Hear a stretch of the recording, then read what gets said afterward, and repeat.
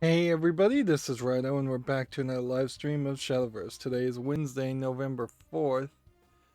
Wanted to take a brief moment here to show the difference of what 4 years in anime and just a probably different artist and different just mentality has shifted uh, between the creators of the Shadowverse properties, which that is the big question here. Is this really going to be two continuing properties, or are we just going to continuously see more and more things shift over to a Yu-Gi-Oh style um, anime card game for little kids versus what once was a more fantasy style game that actually wasn't very anime even in its initial launch. You have some elements of it, but it definitely feels like this was designed more to have a broader appeal than that.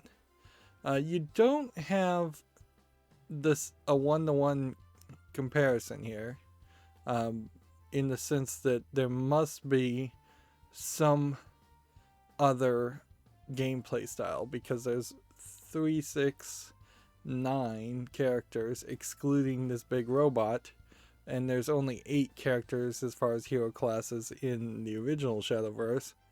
Uh, but yeah, you can see here the armband that they use, and this girl is like the fairy girl. I know that much, and if I was to guess, I would almost certainly say the smaller, younger looking character is the smaller, younger looking character here.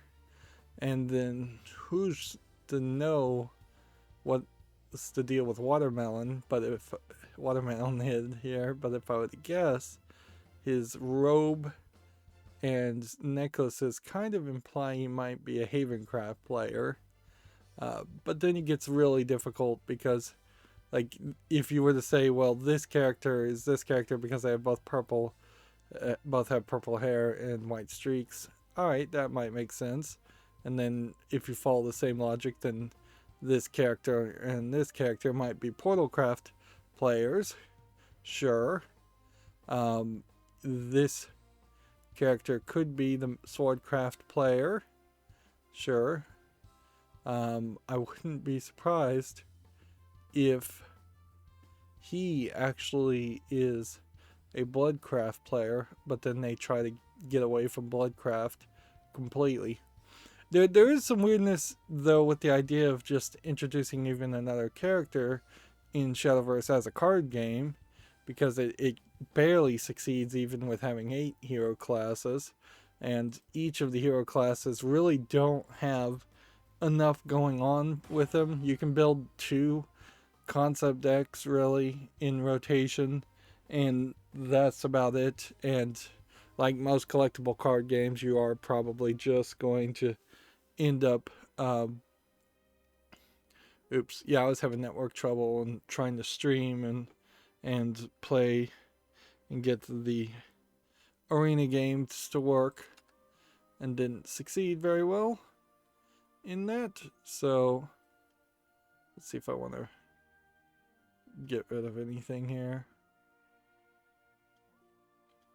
Yeah, let's go ahead and replace this, even though that's probably not the smartest move. Whatever. We are such early game right now that, like, we're oddly early game, as it were, right now. I should be better off than where I am, but I just am not. And we're not really getting packs for Storm Arrival anymore. So we'll start with the purchase. As for the accountability section, uh, turns out my thoughts of maybe moving over to stream on Thursday and Tuesday and Friday, uh, that thought has been actually stymied because I'm actually going to be busier than pretty much ever on those days for at least a month or two. Uh, but certainly I may revisit that thought, and that's definitely an idea That's why I said no promises there. And that started with yesterday. And so I probably won't be getting as much done as I should. And I never do, but I'll probably be making even less, getting even less done. Well, we got a pack, so we might as well open it. Although, at a certain point, it might be wise.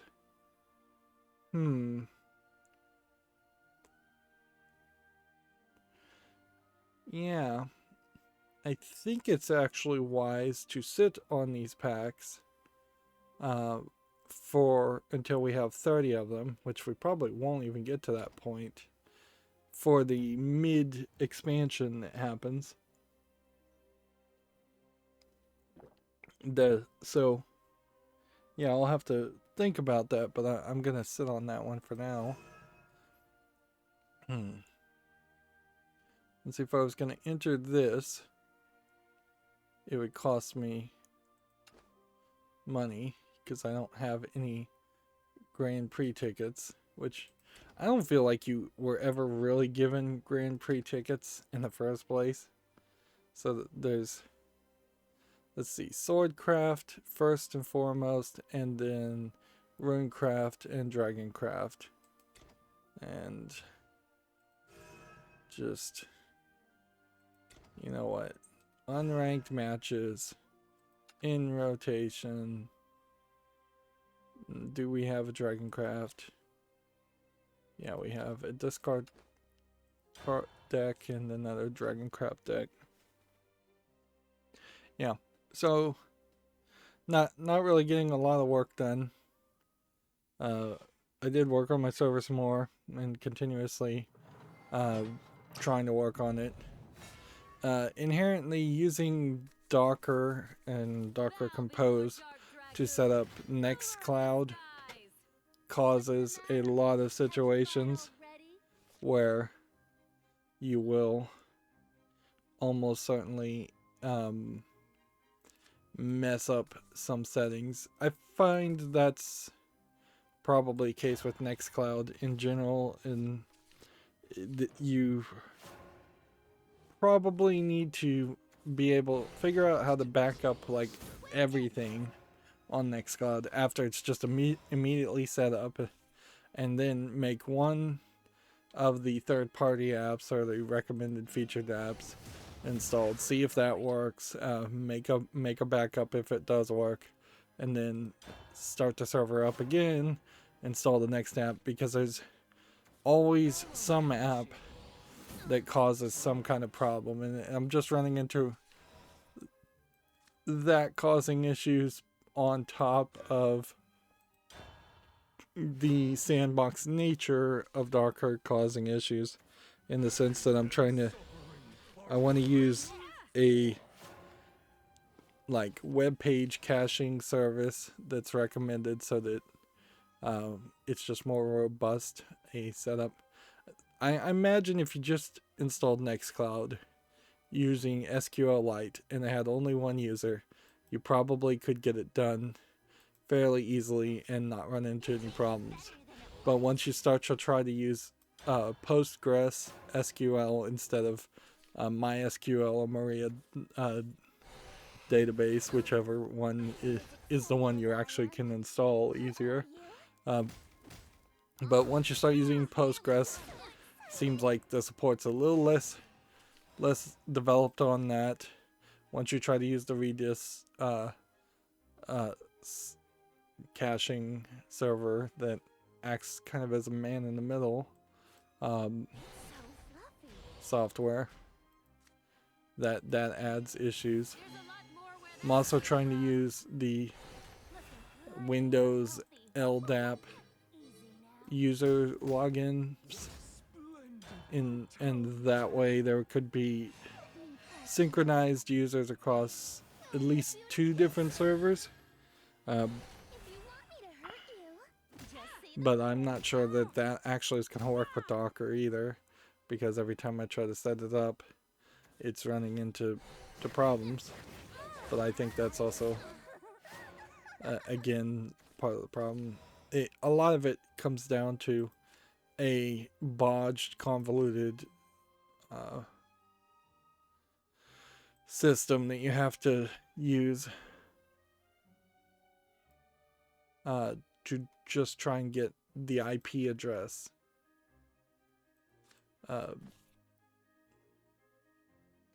3 damage.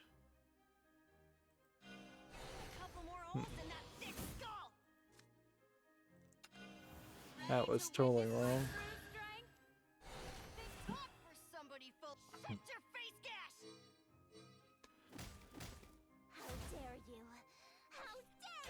Yeah, it's certainly a lot of just banging your head against the wall, trying to get settings right. I started a lot of these projects, I'm just starting them, and then I'm like, well, I'm gonna have to come back and test this a little bit more and make sure it actually works. I installed Samba, which is like Windows file sharing for Linux, and ideally that would be a fairly easy thing to set up.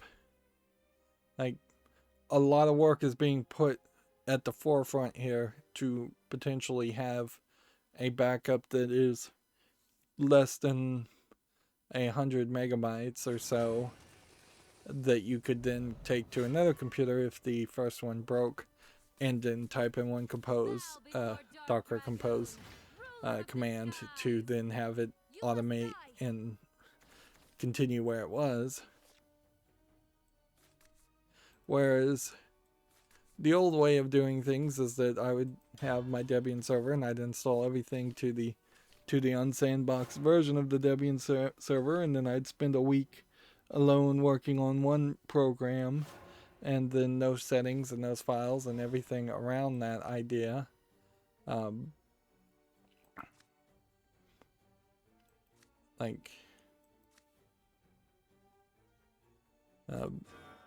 what all the settings and files and everything I had learned is mostly forgotten at that point.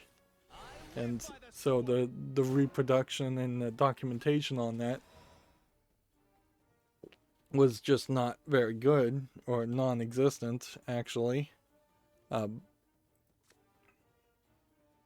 Where I'm trying to have everything in the script to act as kind of documentation, which is also to say I've stopped using the script or command, which is supposed to save everything you type. Just the script command I don't feel like ever actually did work, but even if it had worked, there was so many problems with the formatting there that would have been an issue.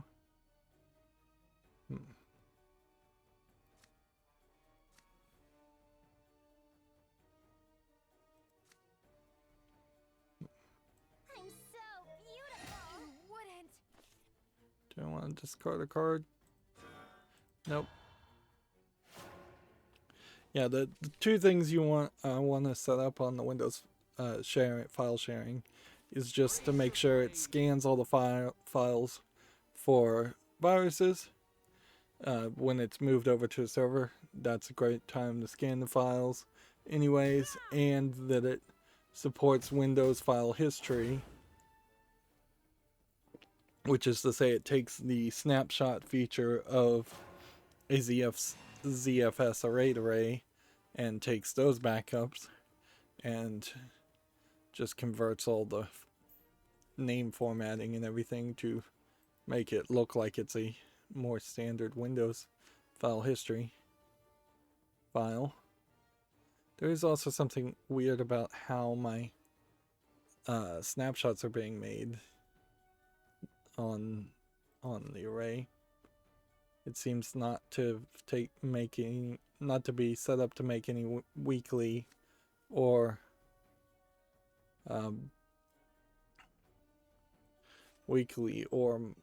monthly or anything other than just hourly snapshots, which that's not ideal. I would definitely want it to make at least weekly and monthly and rotate those out, because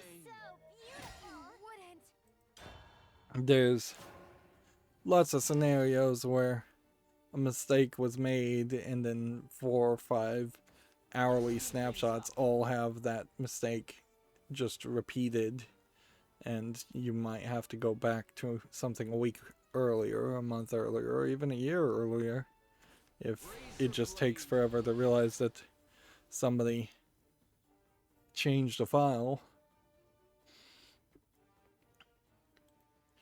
Anyways, I guess we should just go to the video game news then. I'll say once again, I'd mentioned this, that I keep going in circles between 100% DPI and 125% DPI. I think we've exhausted all opportunities, so now everything is back to 100 and 125% DPI, and Shadowverse is still somewhat of a weird case in that it is still changing its resolution, and there isn't really a good explanation for that.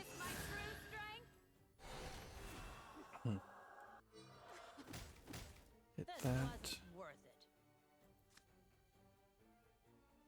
I'm so beautiful. Should have been quicker. The order will remain. There we go. So we have a game on Steam here called Arwinia, which looks like a Castlevania platformer, but it looks a little too basic on the graphics for anything that would really catch my attention.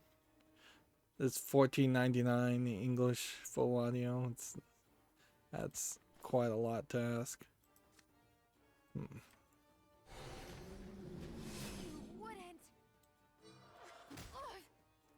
There we go. Such amazing skill. I didn't change my settings on my Great Suspender, but I guess I could probably do that. Automatically suspend tab after 15 minutes.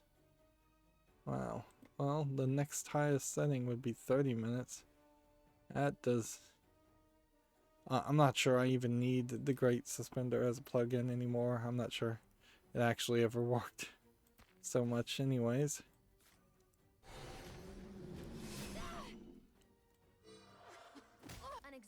There we go. Maybe I would have just a better time with this game in general if I was always just playing unranked.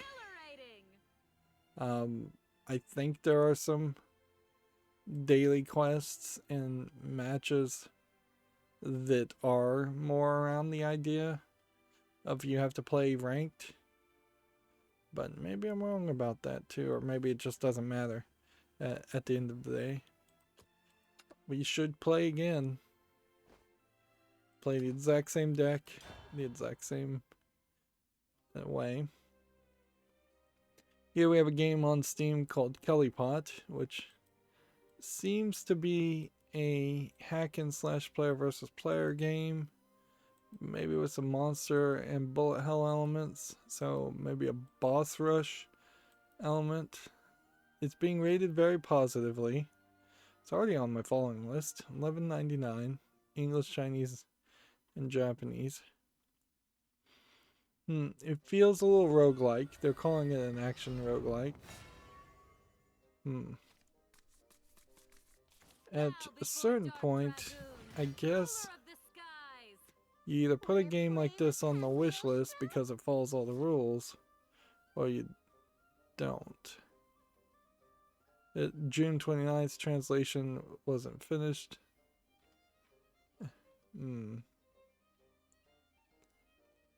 Yeah, I'm gonna leave this just for evaluation again when I do the next wishlist cleanup, because I am a little iffy on the translation issue and a little iffy on the fact that it does look like it's probably a Chinese game.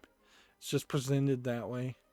And at a certain point, advertising and selling your product is all about presentation and first appearances. And when I see something with Asian languages on the English page, it just screams to me that they weren't capable or willing to make 2 pages, because almost certainly there are other pages on Steam that are in different languages. Steam doesn't require you in any way to have English only pages. I'm sure if you go to store.steampowered.com .co.d or something, whatever the German version of Steam would be, I'm sure if you go there you would get German pages. And .com is common, which, for better or worse, common means English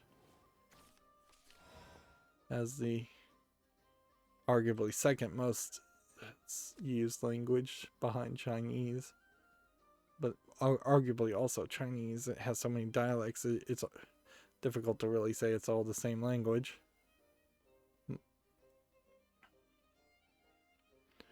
Okay, this could discard a card, but then couldn't do anything else.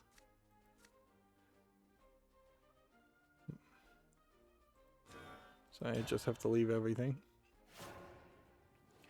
Gamatsu has a review scores from Famitsu, issue 1666.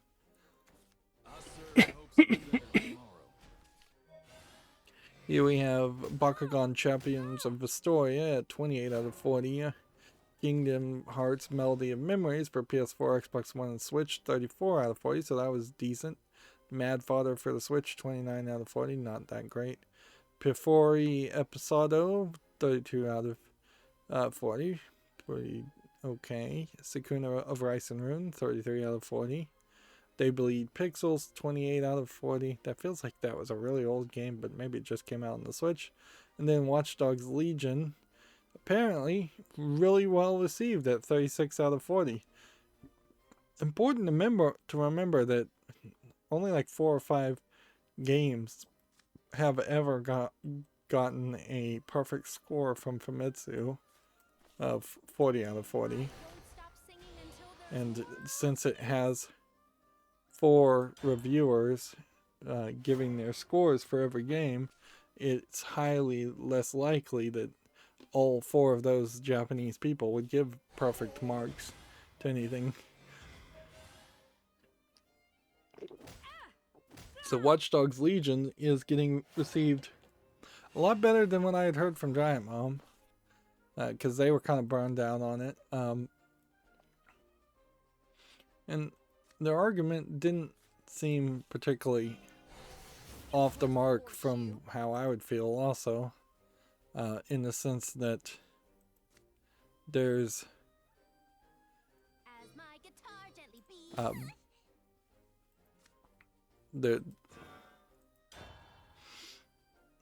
what Watch Dogs Legion is kind of more of an old style GTA game, not even as old as San Andreas, but like a GTA 5 style game where you're not really doing anything special or different. It's not proposing any major large things like The Last of Us Part 2 was proposing, that it was going to tell this deep story. And on one hand, maybe that is why Famitsu liked it. It could have nothing to do with that. But on the other hand, that isn't what I think Western video game critics like Giant Bomb really are feeling like they want.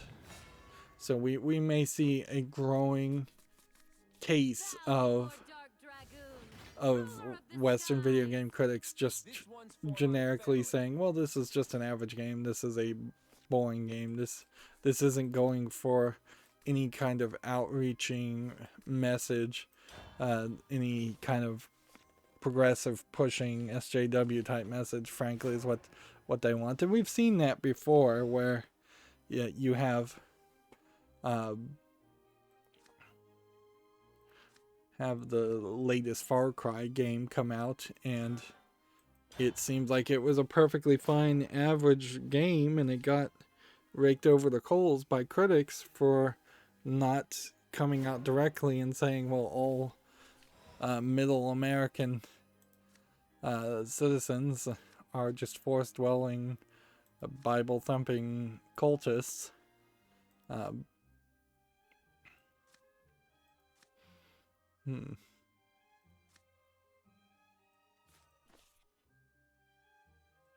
So yeah.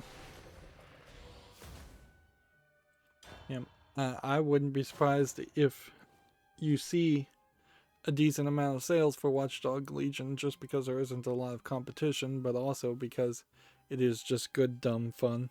In the same way that GTA 5 is good dumb fun.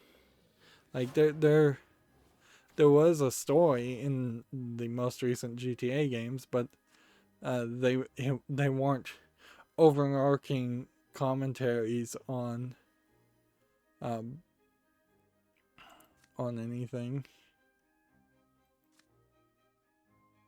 Right. Let's do this. Toss this. And place this. And then that can evolve for free later. But not early, which is weird. I didn't realize it worked that way.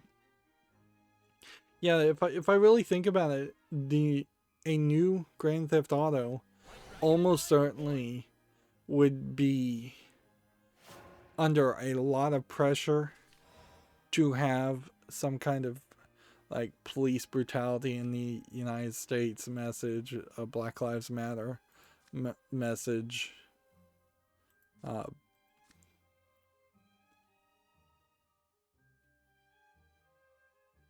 Let's see.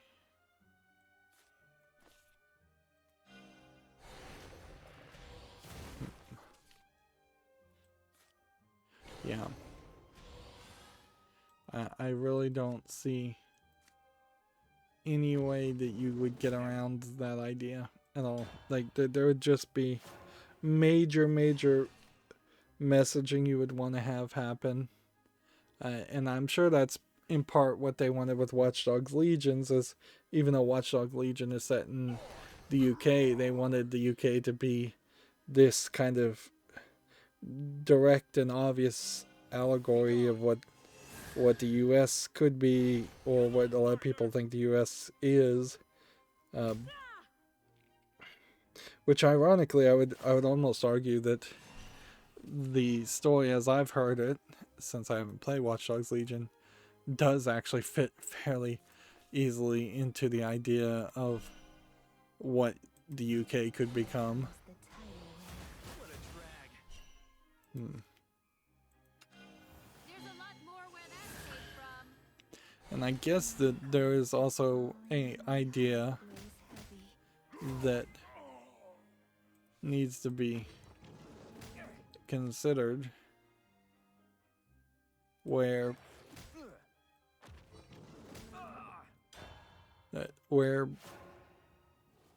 Watch Dogs will do well if they go into many different countries, but then also I don't know how many different countries they can go into, because if they set like a Watch Dogs games in Russia, then Russia would have a problem.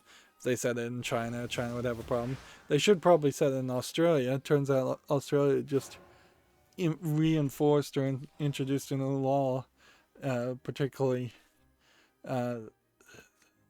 disallowing any kind of content, adult products from Japan, basically, which the growing saga of Australia trying to ban Japanese products in general, and starting with the adult products and working their way out. is something that's just gonna, I think, keep on happening. Ready to witness my true strength? Evolve that. And then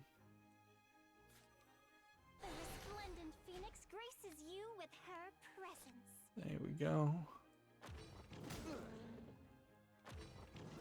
But yeah, you could certainly have a watchdog game set in an African country, although at that point the African country would have to be probably set in some either future time point or a different universe, because you need a lot of technology for the watchdog concept and the hacking concept to really make sense. It does seem like they ridiculously over leaned on the idea of like shifting the voices of characters and trying to have randomly generated characters, where the people just don't sound like normal human beings because their time shifted voices make them sound robotic-y, squeaky things that a human normally would not do or sound like. You're a solid fighter. I could have evolved that guy too. Victory is exhilarating! We could certainly have some a watchdog game in the South American countries or Canada or Mexico, Central America countries. Alright, so where does that leave us? Well, nowhere. We still need one more battle with this, and then we'll start working on the other things. Let's move on with the news. Here we have a smartphone game, Sakura Kakeme Hanasaku Otome Taichi Oagashi Shima Kyushu Flower Divisions trailer. That's a lot of words. Bow before dark dragoon. And Ruler screen of the went blank. skies. Mother, father, come on! Yeah, young maidens of the Flower Division as like some kind of mech fighters in what looks like a 3D RPG game, if I was to guess. Yeah. Yeah, I think that's probably close to what the title of this game is.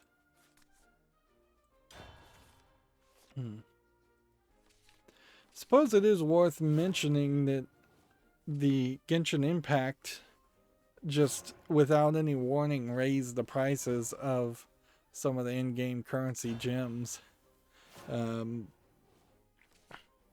which inherently that is a problem that you can run into with any company, whether it's a Chinese-backed, Chinese-funded company or not. Any free-to-play game could raise the prices on you quite a lot. There's also slower instances of that where the price may just go up always, or there's just, in most gacha games, there's always something more.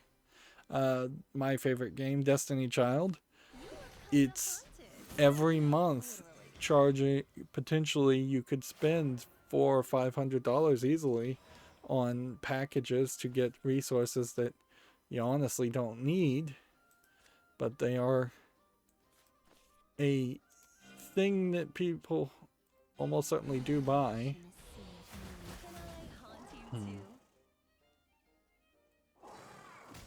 So, yeah, gacha games are all about that. That they're about selling you a lot of stuff, a lot of fancy stuff. I still think that Genshin Impact really doesn't even sell you enough characters, enough interesting thoughts. There was also one of the new characters had a unique, distinctive gait in the way that they walked, and they took it out after a trailer, probably just to keep each character to walk the same way, just to save space and keep things consistent for animation reasons. That would be my guess. You look kinda haunted. No, literally.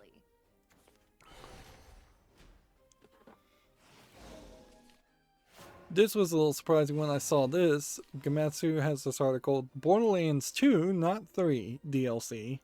Commander Lilith in the Fight for Sanctuary, which I've covered, is now available for Switch, and it's free until December 3rd.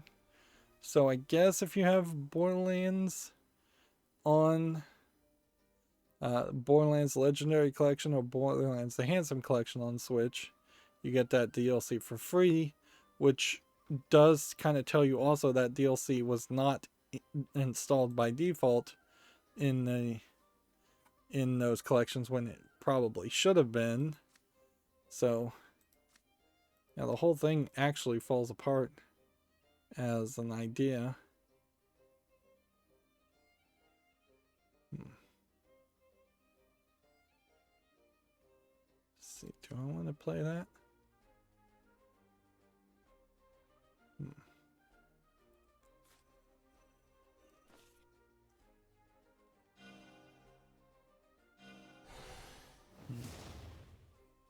Okay.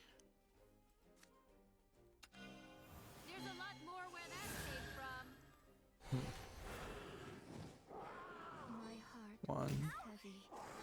2, 3, My heart 4. is heavy. Yeah. At first glance, the idea of them giving away DLC for free sounds very nice, but at second glance, it really does seem like this is Gearbox or 2K trying to really gouge Switch players in particular, because both of those collections should have included this DLC, obviously. And this isn't the first time that we've seen something around Borderlands charge extra, and in this case, compared to even the Bulletstorm remastered version being sold at full price to everybody who had, regardless of whether they had purchased the original game or not,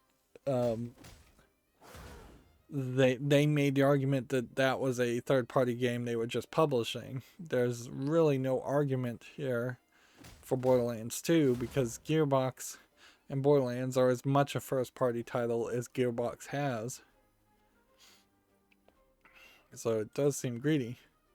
Now, it would be fairly ridiculous speculation, though, to take any of these actions and have anything more than a slight hint as far as the possibility that Gearbox is running out of money and on the verge of going out of business.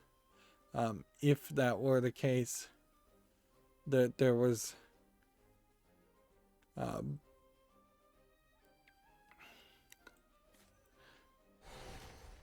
if that were going to be the case, I think the lawsuits against Randy Pitchford would have been higher motivators on that case in that situation, and they would have bankrupted him faster.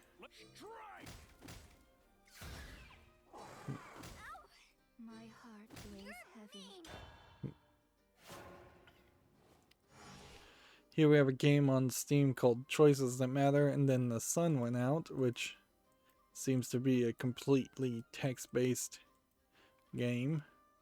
$4.47 English. I'm coming for you. Of course, that's not making it to the fall list. If I somehow lose here, I'd be really, really surprised. If anything, I should be able to probably win in this next turn.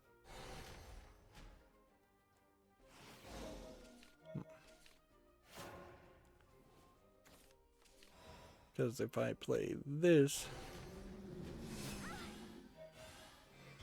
that buffs that up, but that doesn't even matter. I just needed to evolve this, play this to do 2 damage, evolve that, and win.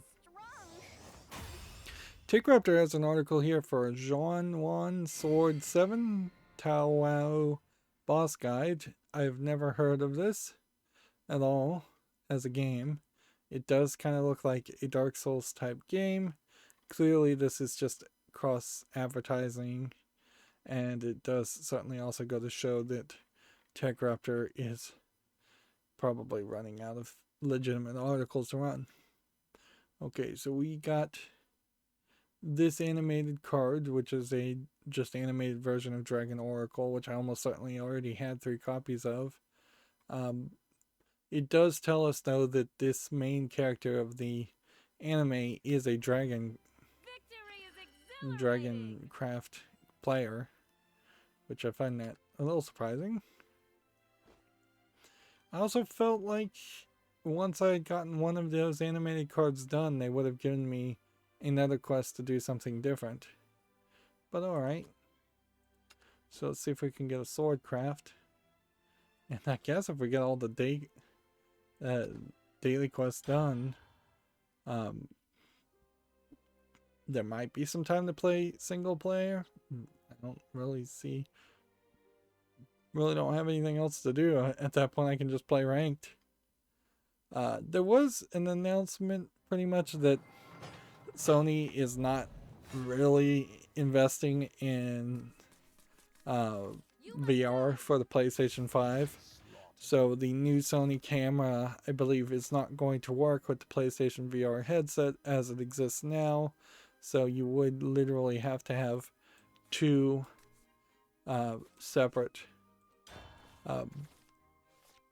cameras plugged in, the old PlayStation Eye and the newer PlayStation Eye, if you wanted to use both features. Which the other feature with the newer PlayStation Eye, one would assume would be better camera quality and just general video chatting, which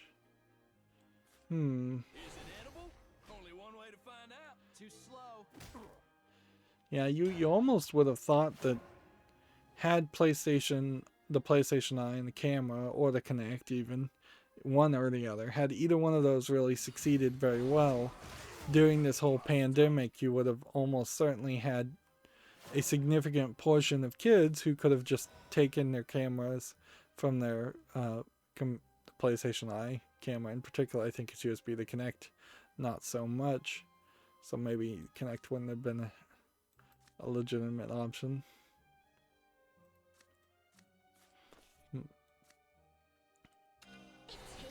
But yeah, it does feel like you could have had a lot more people pull out the PlayStation Eye camera and just plug it into a computer. And I know that works because I've done it, but I doubt the quality is that good. I wouldn't be surprised. The real reason why you need the old camera is because all the PlayStation VR games are only programmed to use that level of quality of camera, and any difference in quality just throws off all the potential gameplay abilities. There we go. This almost looks like a horror monster. It just feels very, very out of place. Here we have a troll game on Steam called The Hunger Games Ensemble, which is just a bunch of gibberish. It's VR and standard for $2.75, which is way too cheap for VR. English full audio. Yeah. I didn't really curate anything today because I didn't think I'd have too many tabs open. Alright. Summon the Heavy Knight.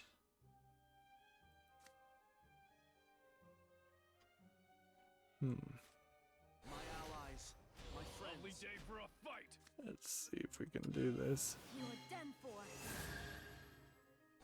Is that the best you can come get some? Your mission is to come back alive. Guess that's what I want to do.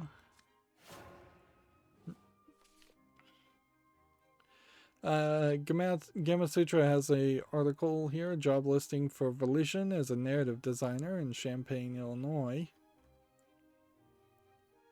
So, yeah, if anybody's interested in that. Here we have an ad at the top of Steam for the Eastern European Games powered by DevPlay 2020, November 3rd to November 4th. That's weird because there's never been like banner ads on Steam for things that didn't make themselves blatantly apparent that they are celebrations/sales. This game is Door Kickers 2 Task Force North. I did hear some good things about Door Kickers 1, so that does justify putting this on the fall list while it's early access. It's English full audio. Let's click on this link though and see what this is really gonna do. A soldier is a link in the greater chain. Okay. Oh, we can evolve. It won't be long now. Watch your surroundings. So can I do anything other than kill this? We'll reach our goal. Don't fall out of line. Tactical retreat. Nothing scary with allies by your side. Justice was There we carried go. out.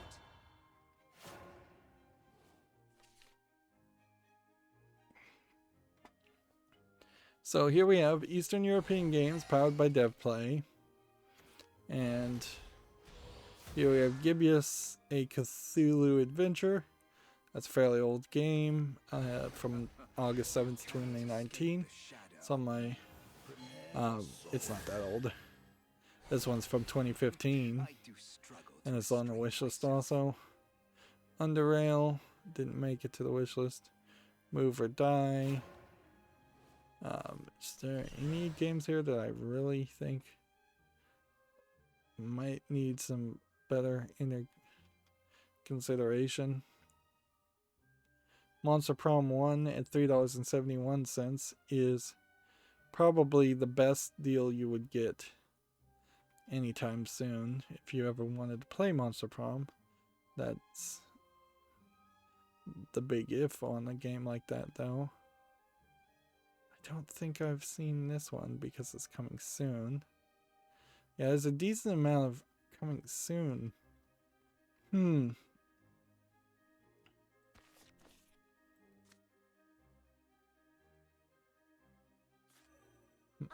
speed things up. Too slow.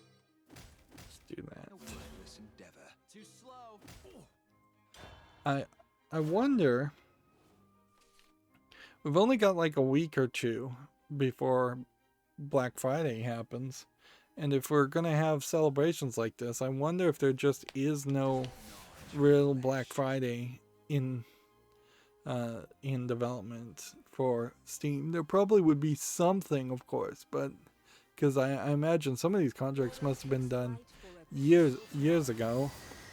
But I wouldn't be surprised if it is just the same old games are on sale for the same old discount, and there really isn't anything new.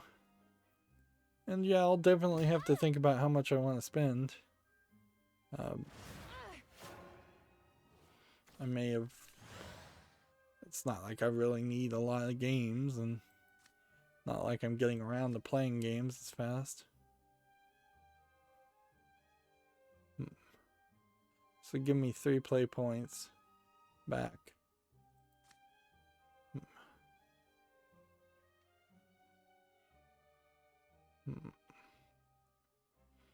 Okay. So if I did this, and then this, Melody will bring courage to all. and then this, My resolve is rock solid. and Too slow.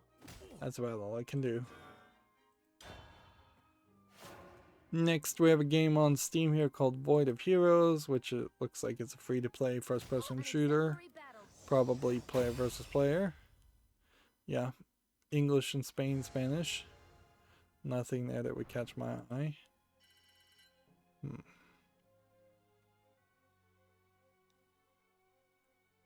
see. Do we have a different Dragoncraft? Well, no, we're not playing Dragoncraft, we're playing Swordcraft.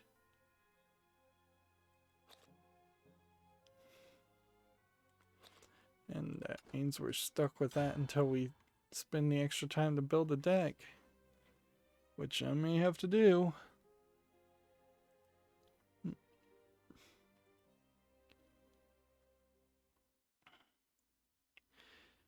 TechRaptor has an article here in line with the Australian ban of adult products. They've also banned, or probably just refused to classify, which is effectively a ban. It is a ban, but allows probably leaves the door open for the game to be refiled and edited and censored in some way, and then reapply it. But they, so far, as of this article title, have banned Bluebird's team's game, The Medium, which is coming out. Isn't out yet. Refused classification, that's what it's called, yeah. So they're just gonna censor it, and yeah, that sucks. Speed things up. Too slow.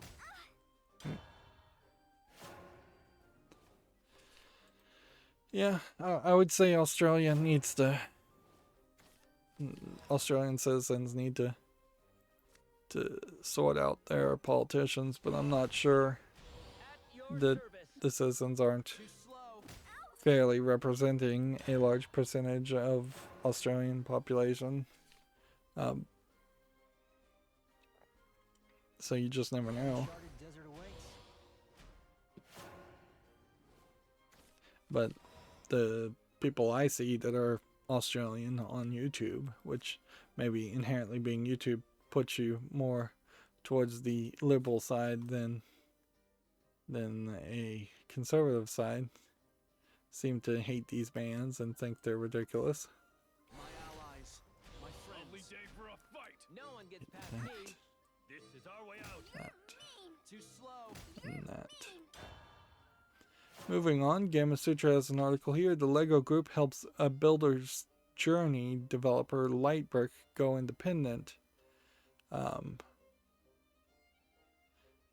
Which this doesn't make the most sense because the LEGO Group is the parent company of LEGO, or the actual name of LEGO. I've never heard of Builder's Journey as a game, nor Lightbrick Studio as a studio. And there are Lego bricks called Light Bricks, but I don't know if they have anything to do with like a digital experience of any sort. Like the plastic light bricks are just bricks with LEDs in them that light up. And frankly, they're kind of cool, but they're also kind of a pain in the butt because the batteries are kind of permanent in there and they die, I would imagine, fairly quickly. It's not like I go back and play with my sets, my Lego sets. After I build them, I just stick them on the shelf and try not to regret the expense, which I mostly succeed at that. No one gets past me. Best of luck to you. This is our way out. Let's see. The company originally established Lightbrick as an in-house studio, but through a spin-out collaboration between itself and an investment arm, Lego Ventures, is now allowing the developer to go independent. To facilitate the transition and help scale the studio, Lego Ventures has also invested an undisclosed sum into the newly independent Lightbrick.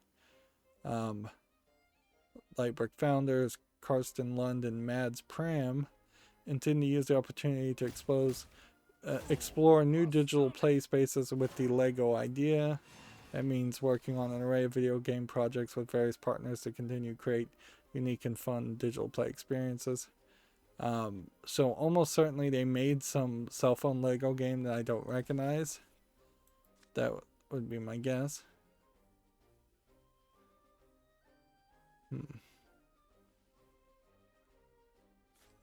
There we go.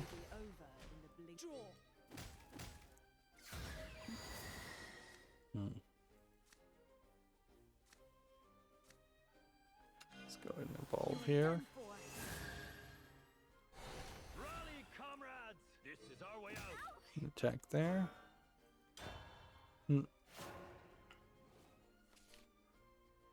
It does seem to me, and this is really just speculation on my part, that LEGO probably is trying to expand its partnerships with digital game developers in lots of places.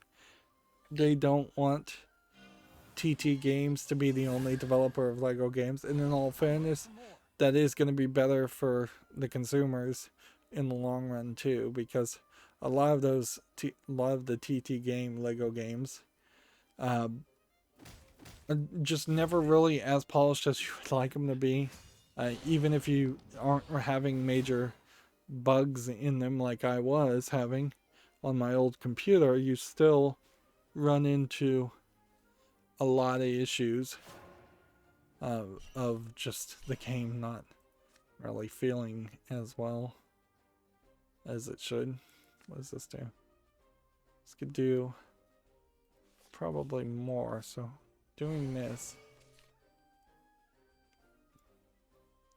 See, because I could 1 damage to an enemy follower there, and +1/+1 to a character, and heal. Just go ahead and put that on the field.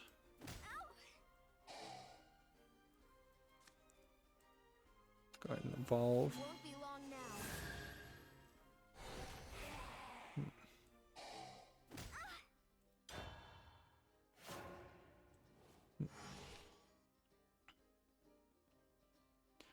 Next, we have a game on Steam here called Due Process from Annapurna Interactive, which screenshots don't want to load.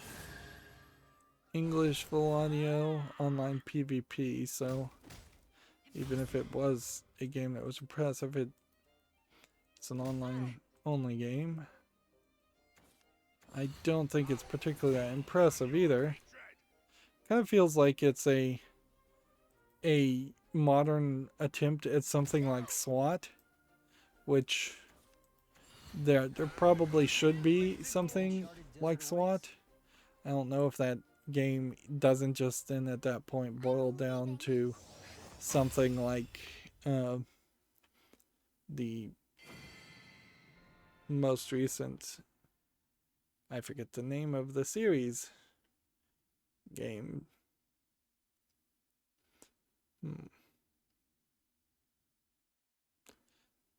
I want to call it like SEAL Team 6, but that's not the name of it. So here we have a character, forge weaponry. So what hero class does that imply this guy is? If he's forging weapons. Well, the other guy was a dragon craft, so maybe this is just a swordcraft character. The pleasure was all mine. That would make sense also, because I just won with a swordcraft character. Let's see. Now we need 2 more wins with runecraft.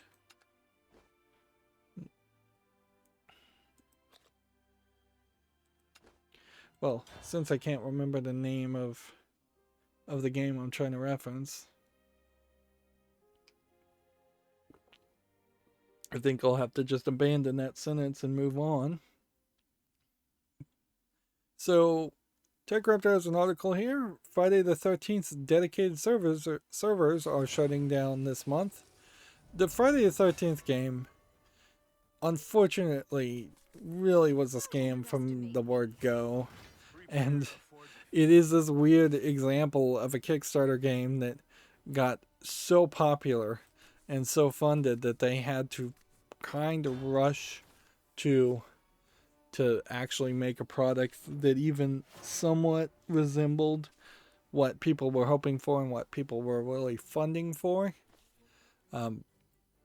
It's worthy to remember that this Kickstarter for the Friday the 13th game was not going to be branded Friday the 13th at all, and it was just going to be a spoof of that, and it was just going to be a Dead by Daylight asynchronous game, and it really, I don't think, has anything different as far as I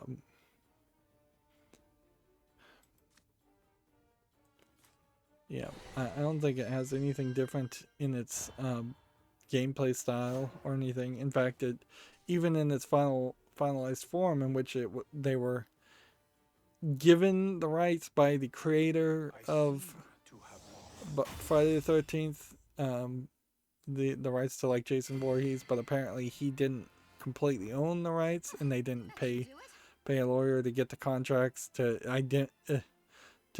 indemnify themselves of anything and make sure that the rights were owned free and clear.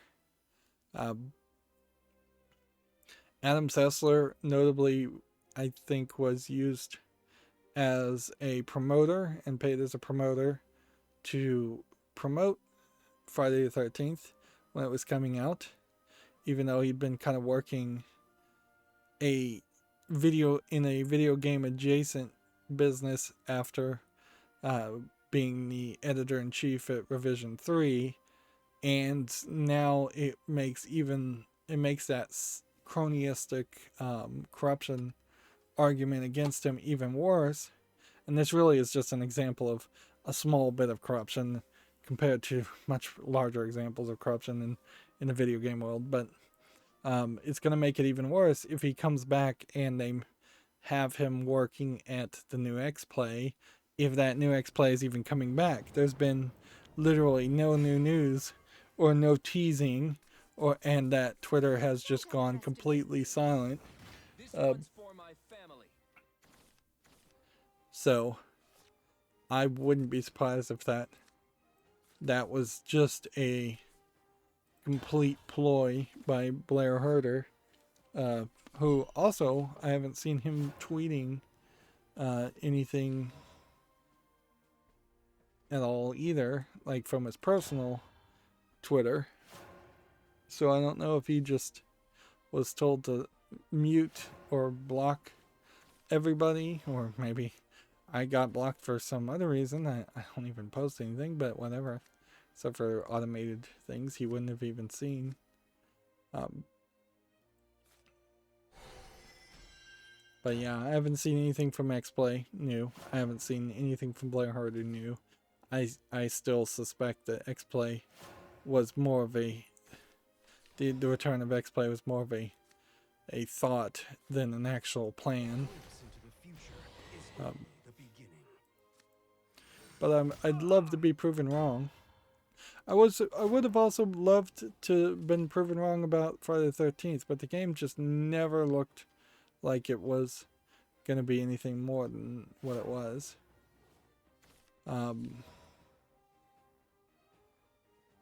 It's also worth mentioning, if we just think about the whole mess that happened there, that there was a point there where they said they could not put any new work whatsoever. They were just legally prohibited, and that was a lie, of course, to put in any new work on Friday the 13th. But they were still selling it, so that's not how the law would have worked. They would have had to have taken it down and destroyed all copies that were available for sale if there was an actual legal judgment to that effect. But they're also putting out a final patch to get rid of dedicated servers.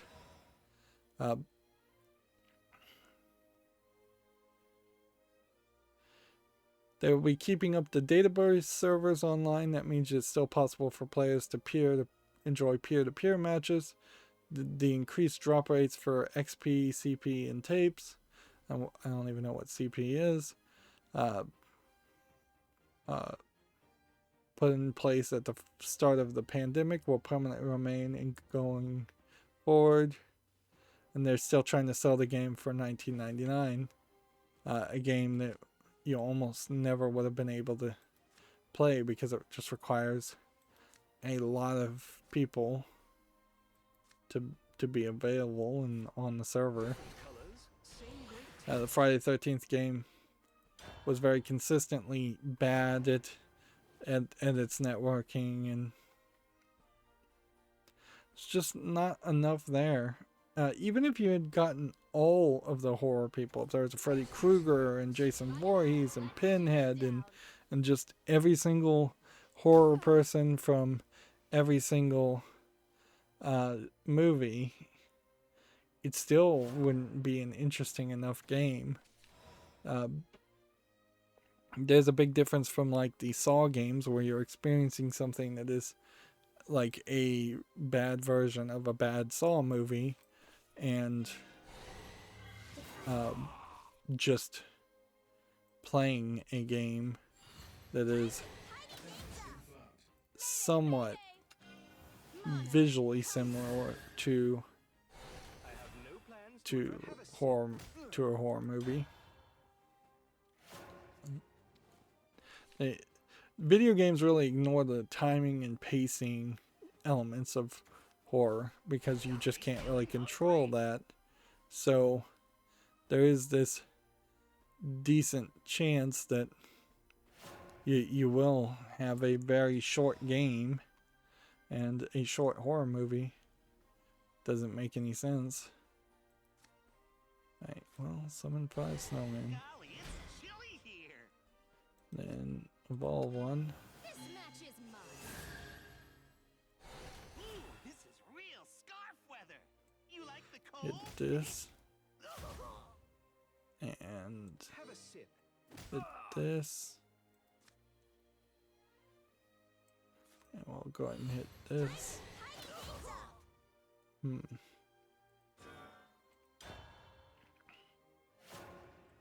Yeah. I'd call that a real disappointment, frankly, Friday the 13th.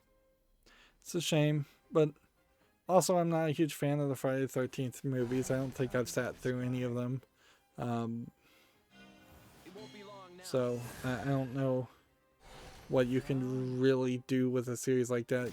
Jason Voorhees in particular doesn't seem like he's much of a character. I don't think they write him as much of a character, so then you'd have to have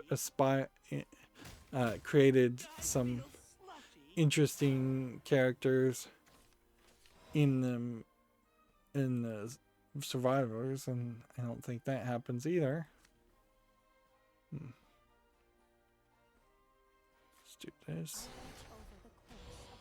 For the sake of the future.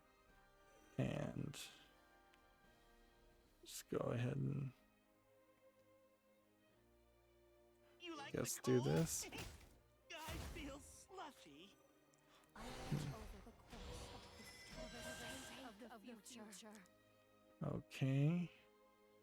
You like the cold? I feel slushy. Of the future. There we go.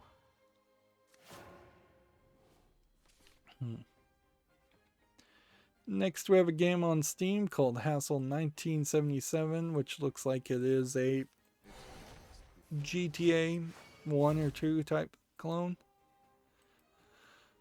Online top-down action game. $11.04. They're tagging it as an MMO, English and Russian. If this was a single-player game, I might have considered it, but as an MMO online game, that completely eliminates it from consideration. If this guy doesn't play really, really well, I think I'll win, but certainly wouldn't be the first time I'm wrong. Alright.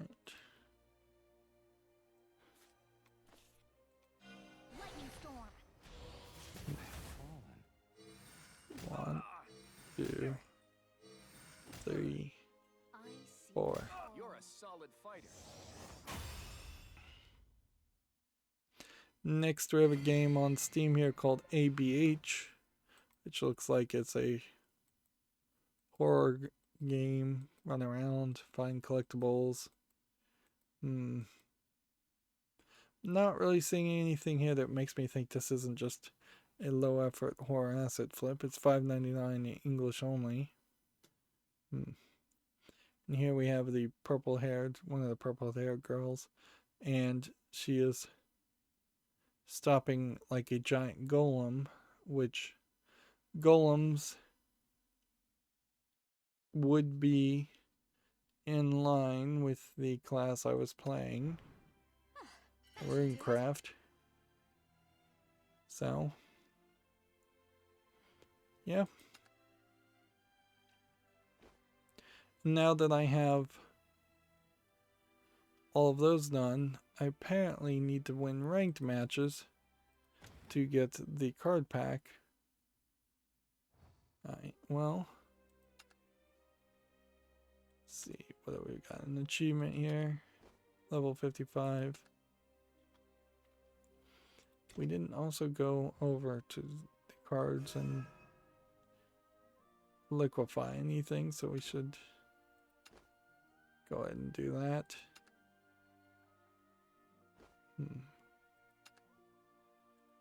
Couple packs worth of cards worth liquefying. I think I also got a couple of cards. I don't know why. They gave us a couple of temporary cards. Just probably as a game balancing idea. That's about the only thing I could think. Rank. Rotation. Fairies. We haven't played fairies in a little while. Should I be playing rotation? I don't know. Probably not. Here we have a game on Steam called Beatboxing, which just looks like it's yet another lightsaber, Beat Saber clone. Which, people have definitely forgotten about VR and Beat Saber. This is $4.89, English full audio. Once again, not a price that you'd expect from VR. Also, it is definitely worth considering what is your soundtrack going to be like for something that is a Beat Saber clone. Are you going to get good music, or are you going to get terrible music, or are you not going to get any music and have to load in your own MP3s? Which, who even has MP3s these days? TechRaptor has an article here, Pokemon Sword and Shield, the Crown Tundra review, which I guess this was some DLC for the Pokemon game, which I don't think too many people are really talking about. They give it a 7.5. There's not many new Pokemon as I'd like to have had, and as I'd have liked, and 2/3 of the legendary hunt is lacking. But with new features, tons of legendary Pokemon, and a cool new environment to explore, this is an expansion worth picking up. The Crown Tundra's pros, the Crown Tundra is fun to explore, and Calyrex's storyline and new features like Dynamax Adventures, Cons, Bird, and Titan Trios, sparse stories, and a disappointing amount of returning Pokemon. I feel like it's also worth mentioning here is that before Pokemon Sword and Shield came out, there was definitely a couple of Pokemon characters, like the Scottish female lead character was getting cosplayed as, and there was a lot of fan art made around her, and there was a lot of excitement. And then there was a Pokemon, I think, gym leader that was in like a leather jacket and kind of looked like a combination between a biker chick and a goth chick. And there was a lot of cosplaying and excitement around her. And pretty much no excitement around the male characters or any of the other characters. But even the excitement around those two characters completely have died down. And only true hardcore Pokemon fans seem to have even a small interest in the new Pokemons. They were much, much more upset about the loss of the old Pokemons, which goes to show that the entirety of Pokemon's fandom is just nostalgic and just wants the old Pokemons way more than they want new content. Awaken, for the end is near. I would still be much more interested in playing something like Let's Go Pikachu and Let's Go Eevee if I was going to play any of the Pokemon games. And if a true like Pokemon Snap or something like that was to come out from Nintendo, it probably would just be a low effort remake of Pokemon, the original Pokemon Snap. Probably wouldn't be a good product. A fitting end. You're done for. Keep those eyes here. I can't look. There we go.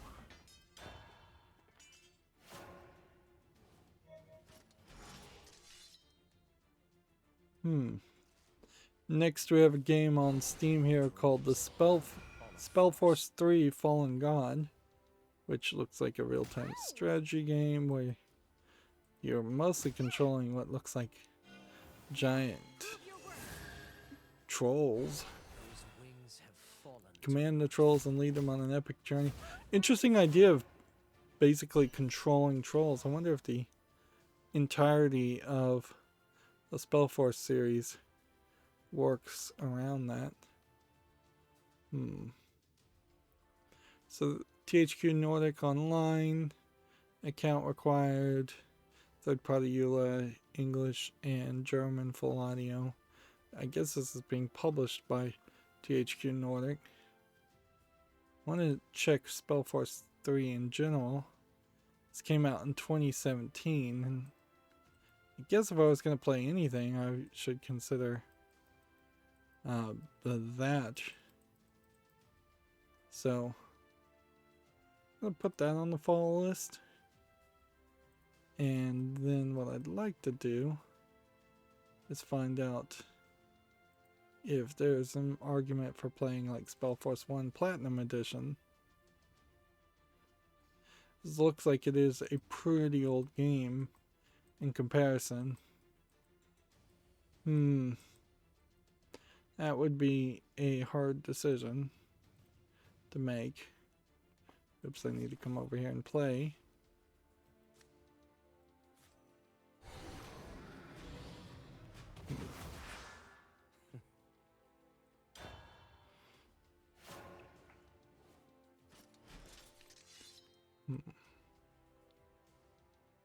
See what Spellforce 2 looks like. Look to the zenith. For there I will rise. Here's Spellforce 2, and the graphics still look pretty rough. So I could see an argument around not playing Spellforce 1 or 2 and just moving your way to Spellforce 3. You can see there's a lot going on here.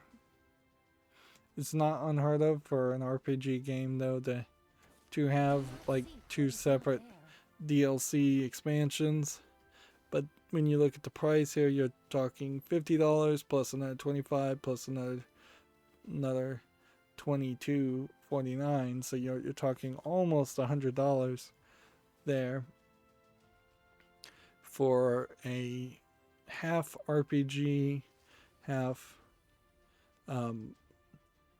real-time strategy game that I've never heard of. Does look like there's a decent number of female characters that they put in some bras and panties type outfits, which makes it feel like it's going in a very different direction when you're playing as the troll. Now, almost certainly the trolls were just a bad guy set. It feels like they should have stuck with the theme, and they should have put the man in a the male troll in a outfit that was like a bikini and scantily clad. There you are, my little trespasser. I will rise again. There we go. What an oath! A fitting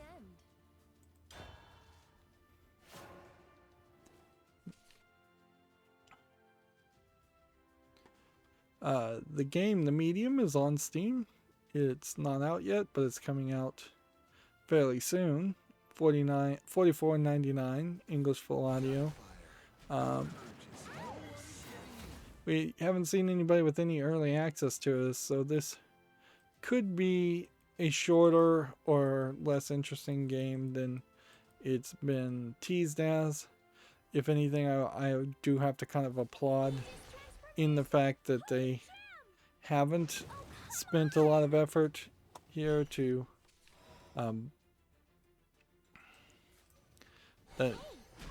to hype up the game, but that becomes fairly suspicious. I'm gonna lose.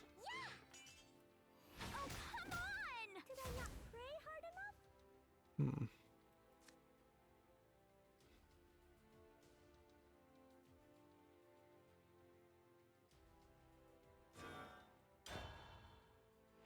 So I have this ability that it's going to do 2 damage to me.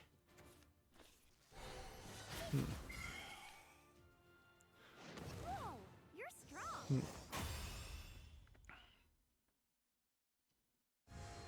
Yeah, it's a little surprising that I really don't know anything about this game other than the idea that she can see into 2 different universes, which does imply that there's potentially a very small experience here, and that this is a different spin on something like Hellblade's Soonest Sacrifice. I wouldn't be surprised if this is a very, very short experience that very possibly missed its date, being released December 10th instead of targeting something like October 10th, which maybe would have made more sense. I'm going to try one more Fairies game, then I'm going to move on.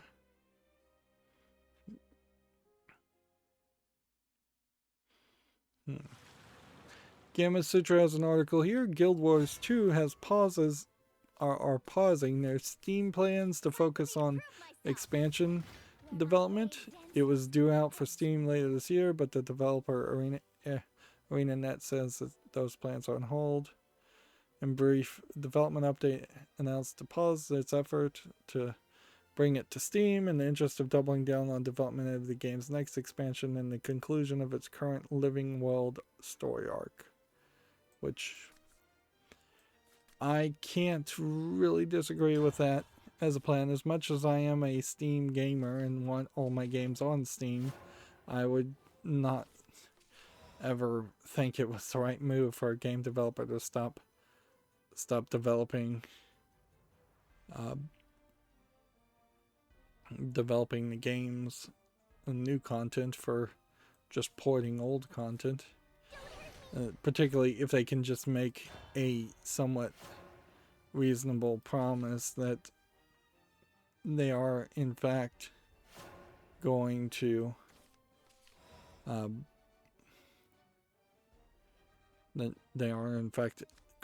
eventually port the game to Steam. As long as that's a reasonable thing that's going to happen. It's not a big controversy because it's just another localization censorship issue, but the artwork for Disguise 6 was slightly shifted and changed to hide a bit of cleavage on the Western packaging, which once again, these things just happen so often now that you can't really even call it a big issue.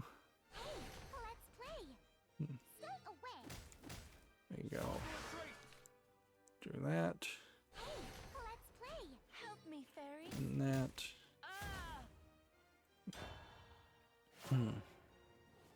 Next, we have a game on Steam here called Adventures of Megaria, Demeter's Cat catastrophe or catastrophe. This looks to me like it's one of those resource management games where you're just walking around in circles, collecting things, building things. See a decent amount of these on cell phones, not as much as you used to. It's $8.99, which is too expensive. It's English, French, German, and Russian. It's based off Demeter, one of the lesser Greek god characters.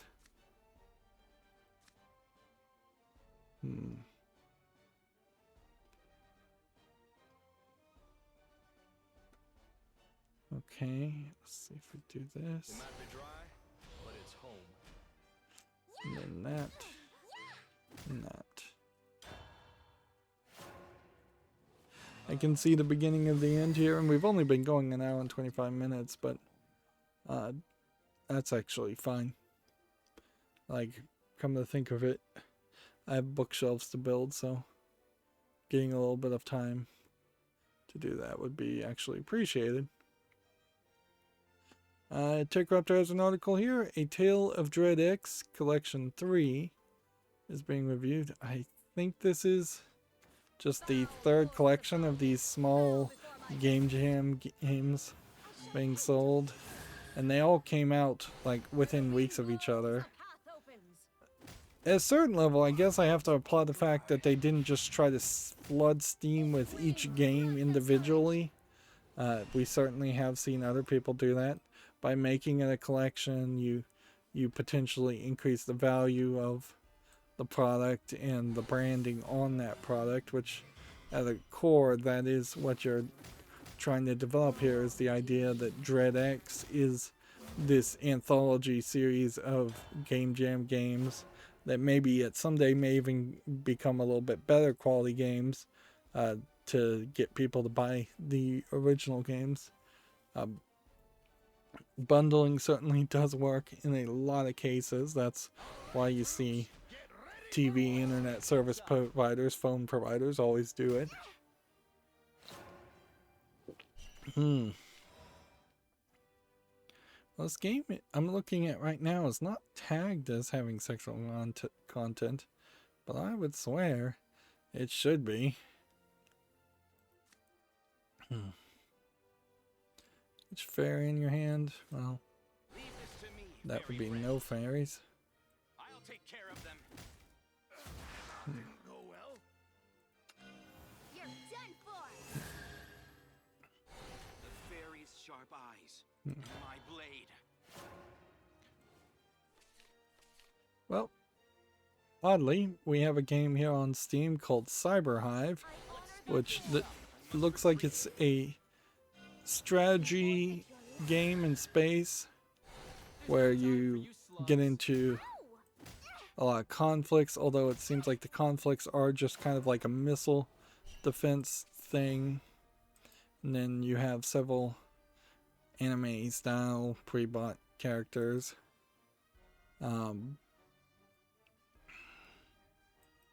Is there really a game here though, or is this like an FTL clone? They're saying it's like Plague Inc. I'd think it was closer to FTL. $8.99, English and Russian. I think Russian is suspect, certainly on that, and I think the combination idea here is suspect too. Let's do that, and then do that, and then do that. And then do that. Let's play. And then what do we want to do? It won't be long now. I'm ready for more. What do we have here? Hit that. Should have been quicker.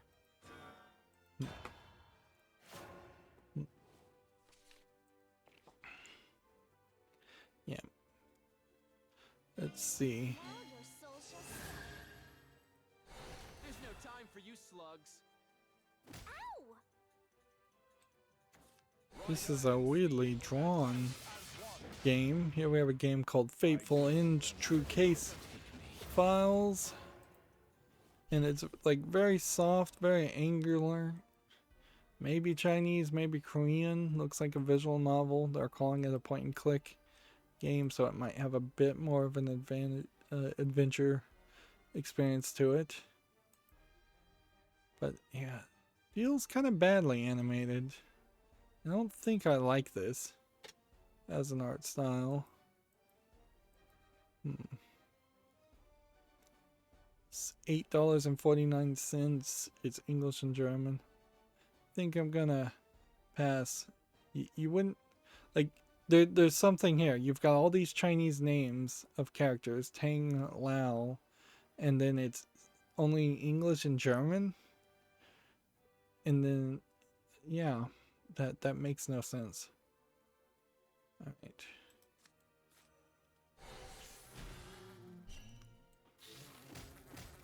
I will never stop. So yeah. Foul forces of darkness, bow before my tempest.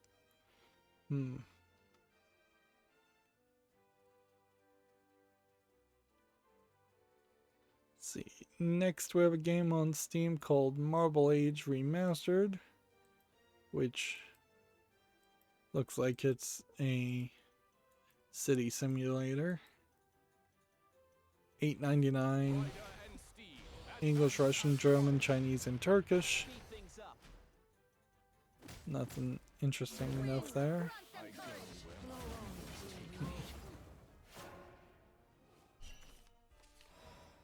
Okay. Hit that. I will never stop. And then do that. Hit that. TechRaptor has an article here. El Dorado, the Golden City Builder, is set in pre-Columbian Latin America, so this is an advertisement for a game that's not out yet.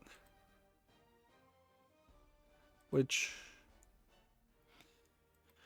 I don't know. I don't know if you make the game interesting or different by having a city built in a different time frame, different era. Like, if anything, it probably just makes you make more artwork and custom artwork for the exact same game mechanics. So unless you already had a real-time strategy or city sim game made that where all the engine and programming had already been done, I don't know why you would want to have to reskin your game. And I don't feel like we know quite enough about the culture of Central American countries, or maybe there's just not that much to really say to make an interesting game around it. Okay.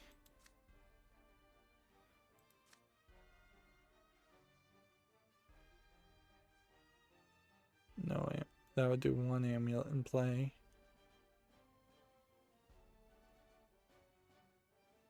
Let's do this.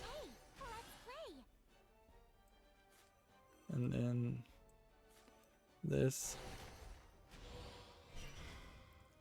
And then hit here. And hit there. TechRaptor has a review here for Hello Puppets VR. This is a VR game where you have a sentient puppet on your hand, which is an interesting thought in the idea that you're having to hold up your hand to talk to this character, and you have to use everything with your probable offhand. But I don't think they really did anything with it, and it being a VR game, it does then have such a limited audience. Need 2 more victories, and as long as we're somewhat consistently winning, we might as well just keep on playing. They've given the game a 7.5. Hello Puppets is an enjoyable puzzling horror that offers a surprisingly genuine friendship. Pros: Scout steals the show with a genuine friendship, intriguing puzzles, intense chases, a good balance of fun and horror. Cons: is that it has wasted narrative potential and it's at an unfair price point. Forest is angry. Which, let's see, 2-hour experience. Did they mention how expensive this is? Because you'd be surprised on how many reviews literally just will not mention the price, and how many advertisers and game developers only give free copy if they don't mention the price. Yeah, they don't mention the price. Which, on the other hand, it might be more universal not to mention the price of a game, as the price may change at any point.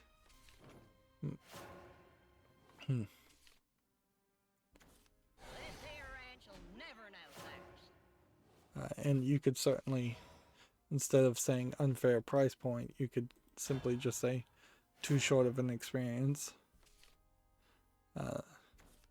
Here we have a TechRaptor article. Fishkeeper is an aquarium game inspired by The Sims. With fairly realistic graphics, I could see that idea of having a simulator type game where you're taking care of fishes. Although I'm not sure anybody that is that interested in pet fishes in the long run. I think personally, I feel like if you had to have a pet fish, it's because you're in some kind of situation where you can't have a much more touchable pet, like either a cat, dog, even a like snake or gerbil, rat, anything at all. Like so that I feel like having a fish pet is probably a last resort pet, and that they just don't really do anything interesting enough to really want to keep them around. And they die fairly quickly also, so it's not something that, like, I had fish, maybe 2 or 3 sets of fish, and they died fairly quick, and I was like, alright, I'm done with this. I don't want to get no affection while putting in a lot of effort and money to maintain these creatures. Which, at a certain level, that might just be me. Maybe I do see pet owning as much more transactional than most people, and maybe there are some people out there that don't expect some form of affection from a pet, and even if you're even at that, there's definitely cat owners get very little affection from their cats. Moving on, we have TechRaptor reviewing the Dark Pictures anthology, Little Hope. Let's see. What do they have to say about that without spoiling it? They give it an 8.0. The Dark Pictures Little Hope is atmospheric, intriguing, mysterious. It's not exactly scary, however. Pros: visually atmospheric, intriguing, supernatural mystery, welcome accessibility options. Cons are disorienting cam work and boring second act. This is apparently a new photo of somebody or a new person at TechRaptor. I don't know if I hate that idea, frankly. I would kind of be alright with people not trying to make a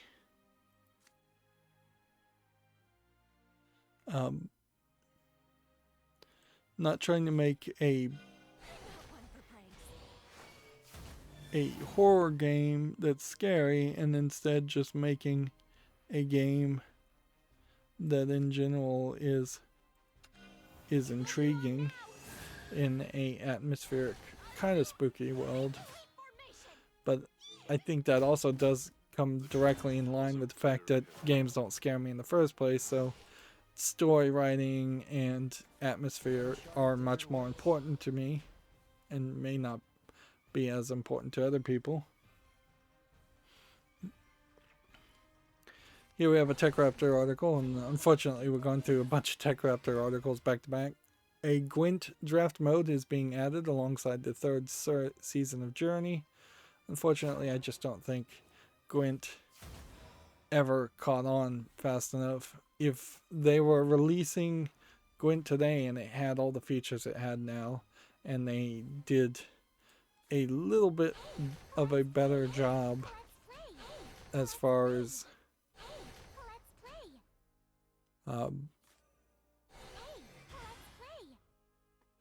yeah, if they had done just a little bit of a better job with the pricing around Gwent. Right. See how this goes.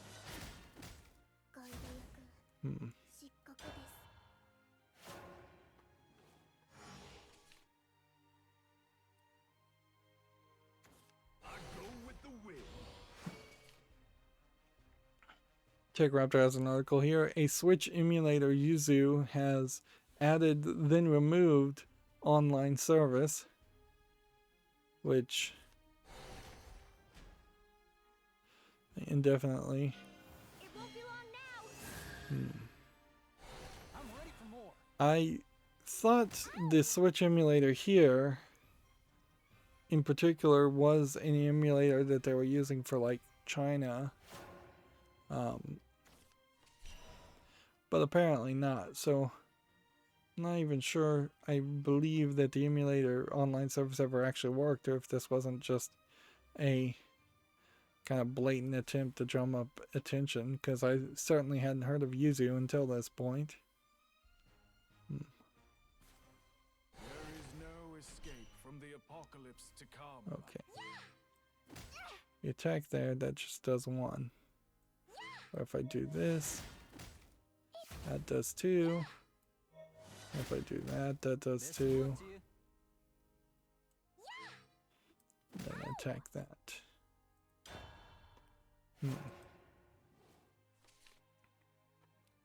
Gametsu has a welcome bit of news here. Blood Rain 1 and 2 enhanced versions are coming to PC on November 20th. Free to current owners, which does mean I need to find out if I own Blood Rain 1 or 2. Both of those games really needed it.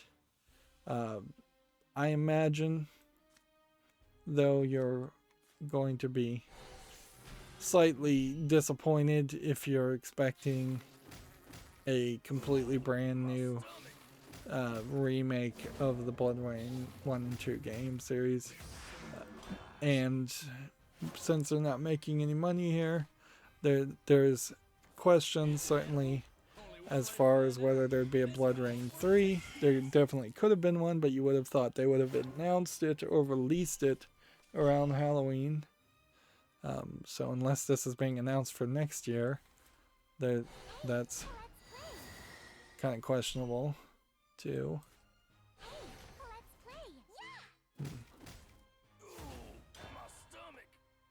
What's going to be improved? Higher resolutions, up to 4K, improved rendering with up to 4K anti-aliasing, upscaled cinematic videos, support for modern gamepads as in X input, as in Xbox 360 controllers, improvements to the lighting engine plus fully reprocessed lighting data, engine improvements to support uncompressed or original textures, improvements to effects such as reflections, log fodder, fog and shadows, and localizations. It'll be fully vocalized into English, French, Italian, and Spanish. Also German for the second game, and it will be optimized for Windows 10, which arguably means that they were aware of something that was going to stop it from being playable.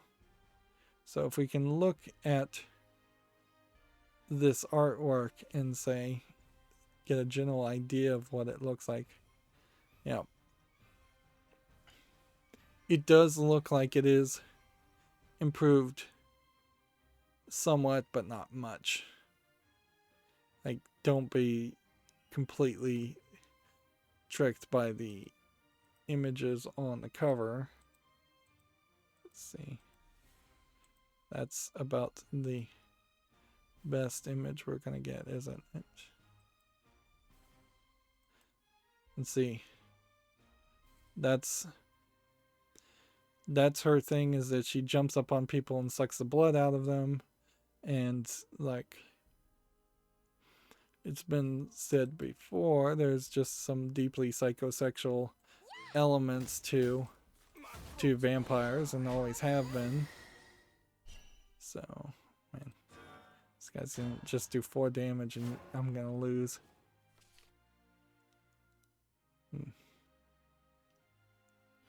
I'm probably gonna lose if he just ends this turn. Alright.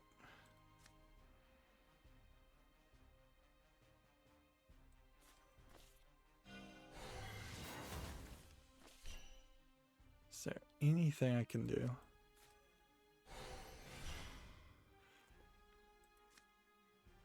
Ow! Yeah! Oh, come on! What's that for? Yeah! Did that heal me? No. Didn't. Oh, come on! So we got to a tie. Which ties, I guess, mean you lose.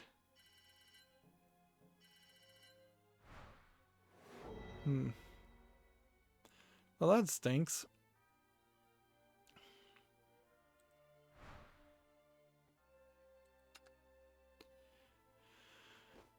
Let's try that again.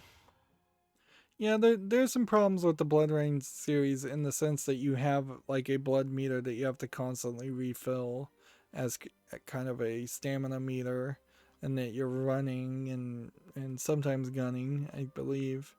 But the general idea is you're playing as a strong female protagonist who is also sexual in her actions and dress, which is not acceptable now to the puritanical SJWs. Time for me to prove myself. And I will teach you so I you just soon don't forget. I just don't think you're gonna get that. Like, you could make a fairly long list of female protagonists who were actual human beings with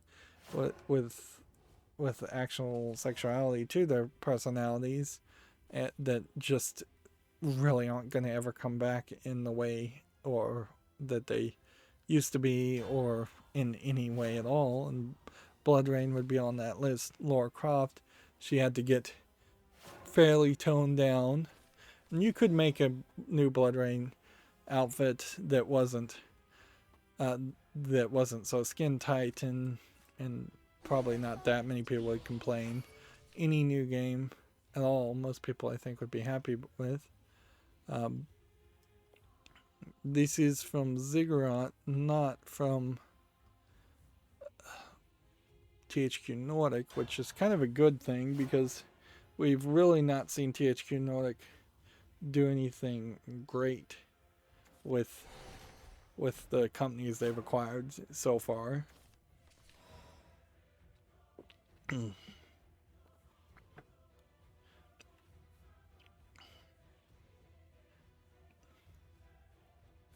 hit that one and hit that one Let's play. Help me and play.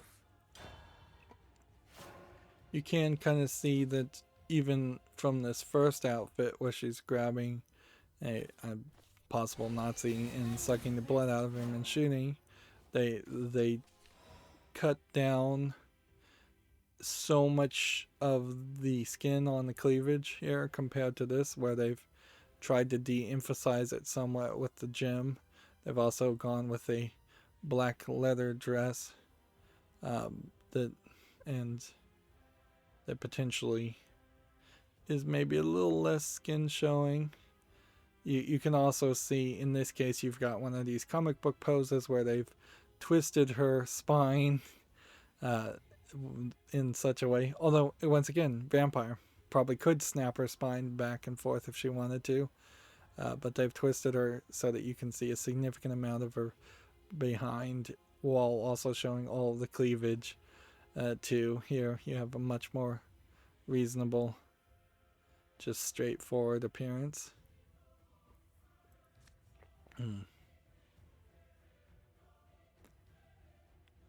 Just go and do that. I'll do that and that. So I guess the question here to ask,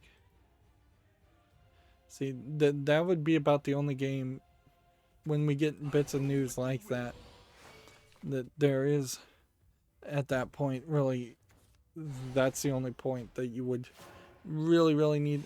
I would really need to buy any game early, is to try and get a free upgrade, and decent chance that the old games are not going to be on sale in between these two times. Let's play. For the town's prosperity.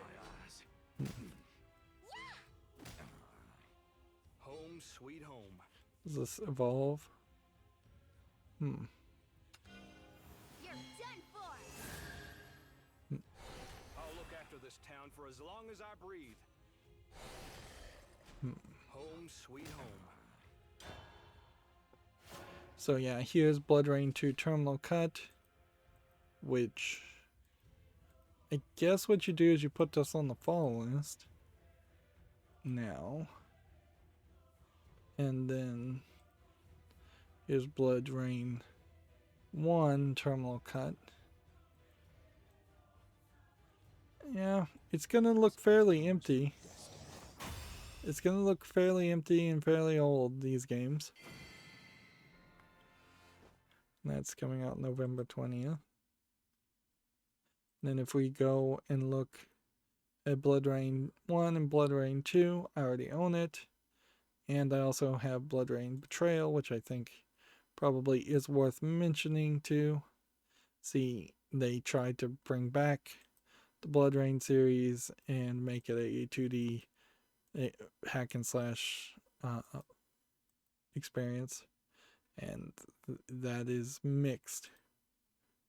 Alright, so that gives me a good little motivation to potentially play the Blood Rain series, whereas previously I really didn't have a good motivation. You can see Ziggurat as a developer of games. Might look at this. Phantom of the Opera point and click adventure. That sounds interesting. But a lot of these other things are definitely just old games that don't matter, or they're new games that don't matter because they have no relevancy. And here, like, the Dame was loaded. I just want to get that because it's a full motion video game and that's a funny title.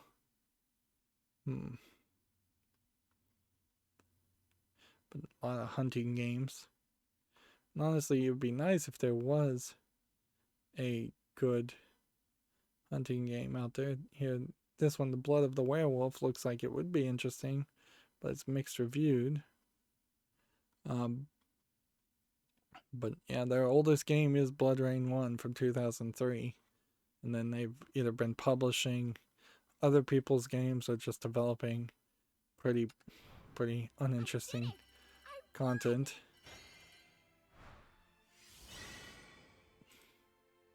But the good news is, I guess I don't have to spend any money. I'll get those free upgrades, which is normal procedure at that point, to spotlight the old game, look at it for half a second, maybe mention how difficult it is to get running if that becomes an issue, and then move on with my life and play the new versions. I don't know what just gave me a pack. That was weird. Tech Raptor has a review here for the game Dirt 5, which I guess the question here is this a good dirt or is this a bad dirt? Looks like it might be a good dirt. Dirt 5 is an excellent racing game that manages to combine impressive visuals with exhilarating racings. Pros or drifting feels wonderful, smooth visuals and frame rate, varied environments. Cons is slightly repetitive and there's very little storyline, which that is in line with a lot of the dirt games. It seems like there might be some game modes in here. An arcade mode, a time trial mode, instead of just rally car racing, which is typically what the dirt series is that you're just racing the same levels. But there have been some dirt games out there where you're only racing and you're not doing any time trials or tricks, and that got those looks very uninteresting. And it seems to be on an on and off cycle, frankly, where like Dirt 3 was good, Dirt 4 was bad, Dirt 5 is good. That would be my guess as to how they develop it, that there's a B team that works on the alternating numbers. Moving on, we have a game on Steam called Infinite Way, which looks like a collectible card game, but also looks like it is more of an asset flip game, trying to have kind of like a Fallout mentality thought. It's actually really surprising that there isn't a Fallout card game of some sort. You think you could do that fairly easily. You could definitely integrate the idea of caps into that, and I'm sure that would interest a lot of people. But yeah, there is no Fallout card game. It would be pretty on the nose and obvious if Bethesda did make a card game, but for Fallout, but they probably had the resources and the time to do it. And frankly, if some of those programmers were allowed to do anything different than just more of the same, they probably would appreciate it and come back refreshed and have new ideas. Next, we have a game on Steam here called Night Dice, which looks like it's a dice game, which I don't think that works well as an idea for a video game. Generally speaking, dice are always just a gameplay mechanic that you're better off not really having in the game. You can just have the actual program work on that. I could see that this is kind of like a Yahtzee type idea where you have to find the right mixes and then in 3 tries. Although it's only 4 dice, it seems. $2.99 English only. There's just not enough here. Maybe if this was a cell phone game, that might make sense, because then you could keep your thumb on the re-roll button and not have to move all over the screen and block the images, and it could be just a fairly good, sort of boring experience. Let's see, hit that one, that one, that one, and then evolve. Probably lost. Best of luck to you.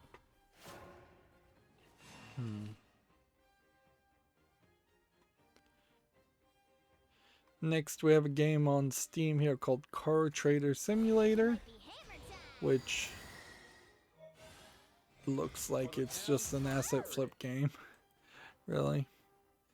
And even if it wasn't, at a certain point, this is just doing someone's job, and being in the sales or trading of cars is a pretty crappy job that requires you to do a lot of crappy things, unethical things.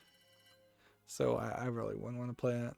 Also, Car Trading Simulator has 69 achievements, which I didn't think Steam was letting people do that anymore. It's selling for $8.99, so clearly it's an achievement game. Also, I could bounce around to a different hero class and try to play something different, but I think I'll stick with it.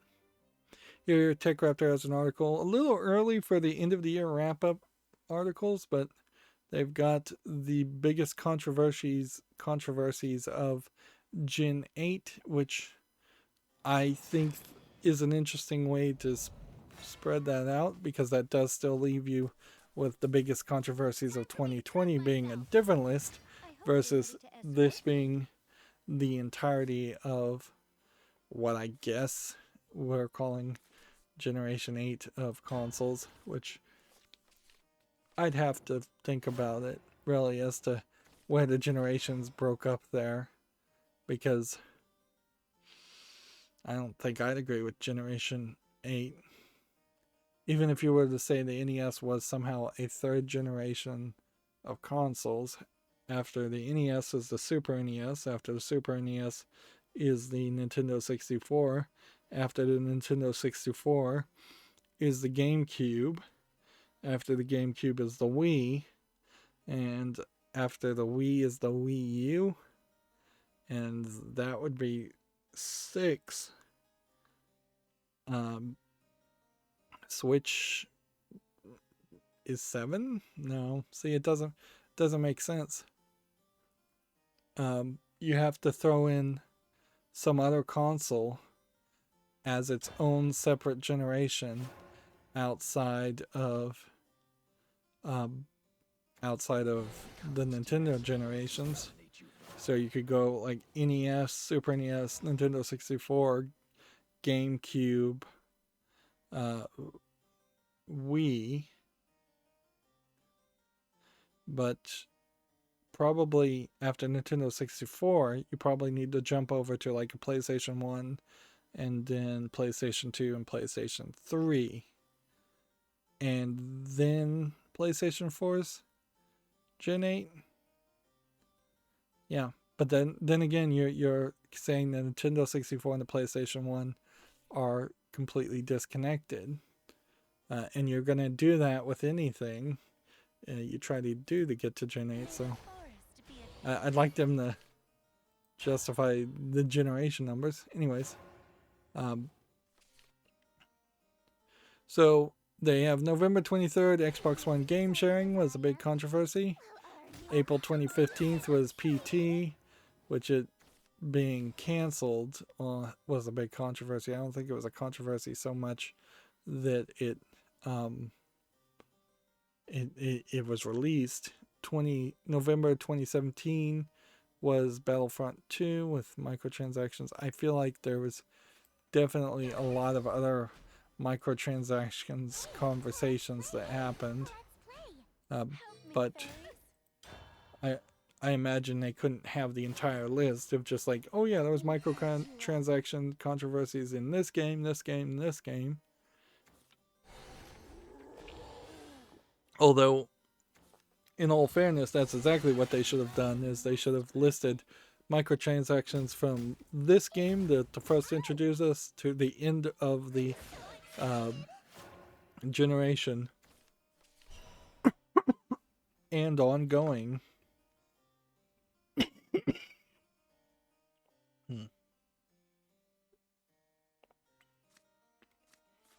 Set this and can't evolve, so we can hit that. And that was a mistake. Let's see, they have March 28, video game violence again. Which one was this?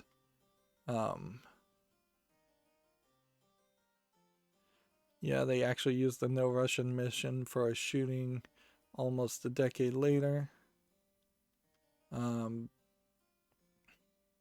September 2018, Telltale Games closure. See, the thing here is video game violence being a controversy. Here you see them potentially shooting up an airport. And then you see here a much more horrific, gory thing of a girl stabbing a zombie as it's about to bite her. November 2018, Battlefield 5, which, okay. Like, they changed the artwork to get rid of her artificial arm. I don't know if she actually even had the artificial arm in the game by the time it was released. November 28th, Fallout 76. I don't know how much of a controversy Fallout 76 really was, though, other than it just being a disappointment. I think there might be a bit of a difference there. Yeah. You're done for. So sparkle. Yeah. How dare you? How dare you? For the cuddles. Good enough. There we go. If I could eliminate all the cards, maybe I could turn this around. Let's see. Hey, that's enough. October 2019, Blizzard bans the pro-democracy protest. That was a real controversy. It stopped me playing Hearthstone. Last of Us Part 2, real controversy there? Not really. Just not a good game. I don't think there's much of a controversy there, because anyone that was like saying anything good about The Last of Us Part 2 pretty much stopped saying it as soon as they played the game. They're saying the entire generation of workers' rights. I suppose there's some controversy around that idea, where there really shouldn't be. And at the very least, they put the 2 more SJW things at the end. You must die. Were there other controversies worth talking about? I don't know if there's any controversies really worth talking about ever at a certain point. Like, I think that's kind of the problem with that thought. Particularly once they leave the general mindset of the gamer community, they're better off forgotten and buried. I kind of feel like Generation 8 also surrounded the whole Gamergate controversy, and there definitely was controversy there. Ethics and video game journalism slash game developers having affairs with game publishers, game critics who are writing articles about their games.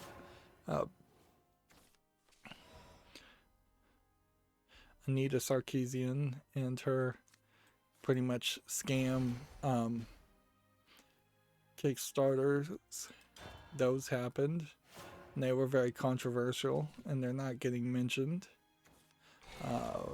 Bully hunters and several more of these like ridiculous hyper feminist attempts, scam things really more than anything. They were controversies. There are in specific genres were almost certainly some more controversies that most people wouldn't have known about. There were almost certainly controversies in different like esports events. Yeah, in fact, there's been several YouTubers, gamers, esports players who have gotten in trouble in controversial things. The whole Mixer situation, which should have been a controversy. Ninja leaving Twitch for Mixer going out of business. There's some controversies there. DMCAs that are hitting Twitch right now would be controversies. YouTube in general just being a pain. You could mark those as controversies around gaming too, or at least Nintendo taking down several different emulator software and then selling you a less quality product. Let's see what happens when we do this.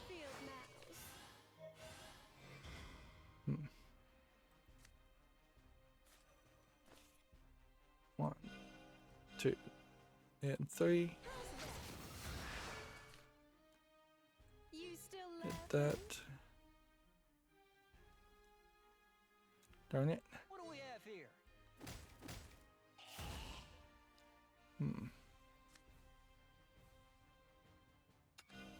You are done for. I love the smell of gun smoke in the mall. There we go.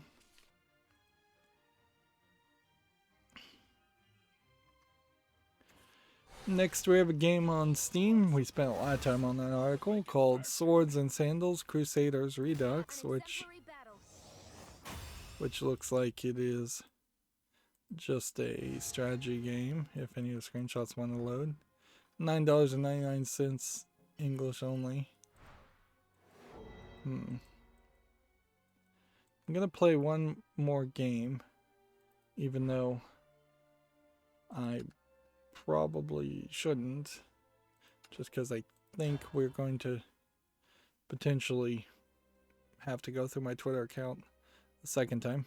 I wasn't even sure I was going to be awake to stream. I woke up and then I just got tired again, so who knows. Like, I was certainly thinking about just rolling over and going back to sleep. Yep, Swords and Sandals Crusaders Redux, not quality enough to make it to the fall list.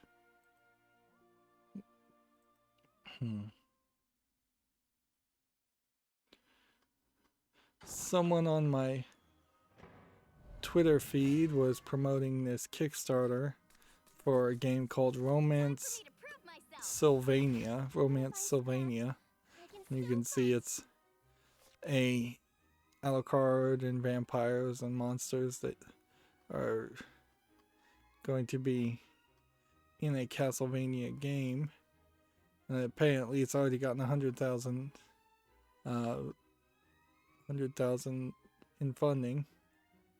I don't know how much of this really would fall down the path of being people desperate for another Castlevania game, even though Blood Rain already kind of exists. Or, here you can see the demon has a knife behind their back. Or maybe they just want this mix of two ideas, in that it is going to be a lewd kind of sexually charged Castlevania game. Let's come over here and play before I run out of time.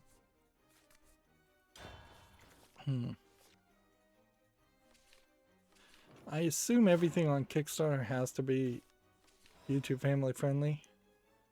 I think. May be wrong about that though. It seems like at this rate they have a limited number of locations, maybe a little bit fewer than I'd like to see. But it does seem like there actually might be a decent game here. Although at a certain level it might also be kind of ridiculous, because you might have all these Castlevania style gameplay elements and you may not want to do the romance. Or you may have the romance elements that you want to do and not the Castlevania. You really are mixing two flavors together that are not normally mixed, and that might limit your reach. It says if they get 25,000 over their 200,000 goal, they'll unlock another cast member and a mega weapon pack, and then at 250 is a mega weapon pack, 275k is a localization, 300k is just a picture of a silhouette of a werewolf, which I assume that would be another character. 325 is a picture of a briefcase. 350 is a picture of a elf girl silhouette, I think. 375 is a picture of a man behind a desk. 400k is a female Drac unlocked. And then it says more goals waiting in the wings.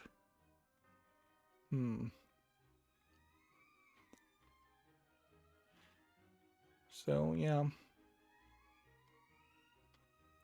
I still don't believe that people should kickstart and fund games. There's plenty of finished products that where you at least have a general idea of what you're getting. But it was a slow day, so Let's play. Stay away. I figured I'd talk about this. Let me scroll all the way back to the top and let's see what this video looks like. I'm not zoomed in, I'm zoomed out too much. It looks a lot like a Castlevania game I've already played. But you also know that Konami has just like not done anything with the Castlevania series. So, and it's not entirely unheard of that the Castlevania games would have some allusion to lewd imagery or lewd thoughts. They just mostly kept it clean, or didn't overly emphasize it. Yeah, it really does feel like a game that is just going to be at odds with itself. I don't know how you fix that, really. Let's do that. Moving on, Gamatsu has an article. Commandos 2 HD Remaster for Switch launches December 4th, which apparently this is already on Steam, and I assume it's a real-time strategy game of some sort. Although, real hard decision it would be to play something like Commandos instead of playing something like Red Alert. Let's put that on the field. That on the field. And that on the field. Attack there.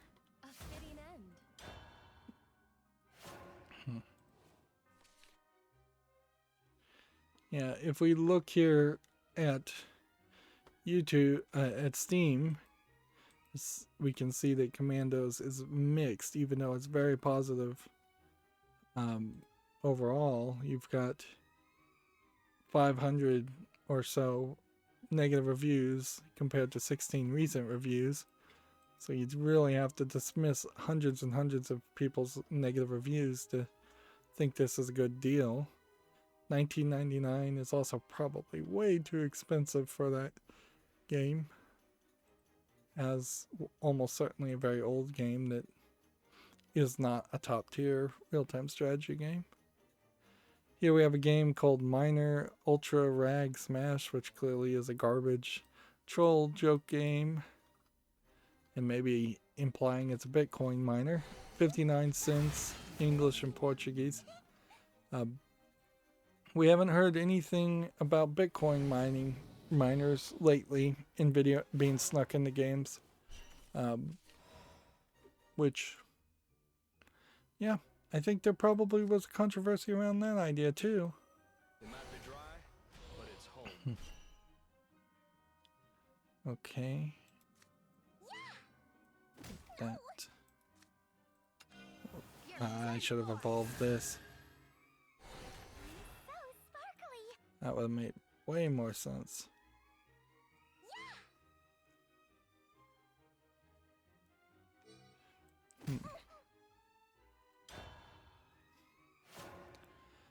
Game of Sutra has an article here. Reports of the Watchdog Legion source code leak prompts a Ubisoft investigation.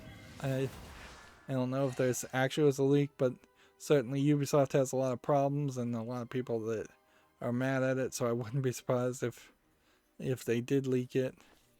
Apparently this ransomware group is saying they got it through an internal network. They're saying that the source code is around 560 gigabytes, which that's not all just text and comments. Of course, that would be uncompressed textures and lack of optimizations and just version after version after version, potentially of the same code, compared to a finalized disk that, assuming Watchdog Legion fits on one Blu-ray, that would be like 50 gigabytes or somewhere around that level. It might be dry, but it's home. For the town prosperity. Let's see. It won't be long now. I'll look after this town for as long as I breathe. Okay. And hit this.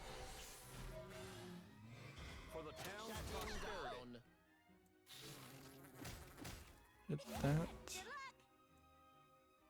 Home sweet home. Hit that. Down. Hit that. I guess that's as good as we're gonna get. Here we have a game on Steam called B0208880, which, we want to talk about terrible names. That's probably one of the worst. And it looks to me like it's some narrative story. Mostly, I don't think it's even that interactive. It's tagged as educational. It says it's free. It's English and Italian. This might be a, like, this might very well be propaganda or inaccurate information. That's saying it's created by the Italian Party of Indie Developers, which who knows what that organization is. And this is, it was done in association with the families and victims of the Bologna Station massacre on 2 August 1980. Alright, well, I'll put this on the follow list because there might be some historical context to it, but I kind of also suspect that there isn't going to be much here.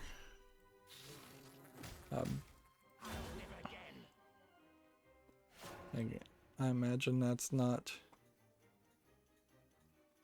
something that people would want to play, nor is it really something that needs to be informative to. It feels like, to an American, almost the equivalent of making a game that was trying to educate people about the events of 9/11, 2001. And that just feels like that's dangerous territory to even think about going down.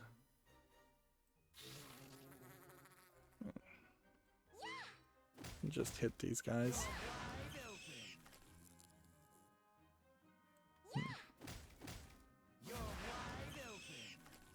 Well, that didn't work well.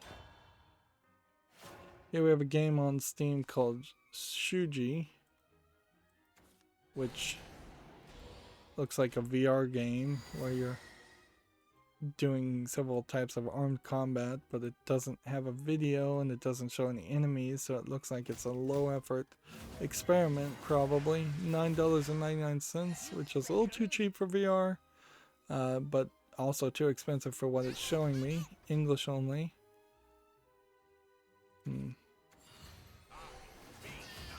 Next we have a game on Steam, or a blog here. iOS Android Sales Deep Dive Metrofall Crummets Tale. I wonder why I clicked on this. I did see this game. I think I even played it and got bored very fast and then installed it. So, yeah.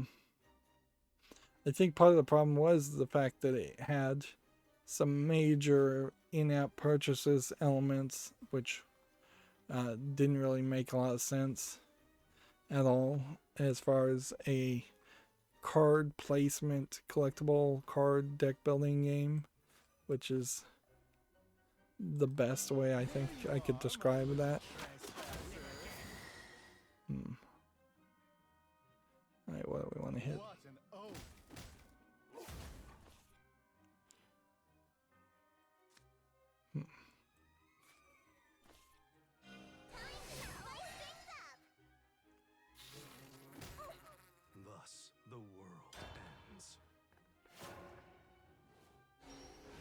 I shall give birth to a new world. I'm gonna get double these guys.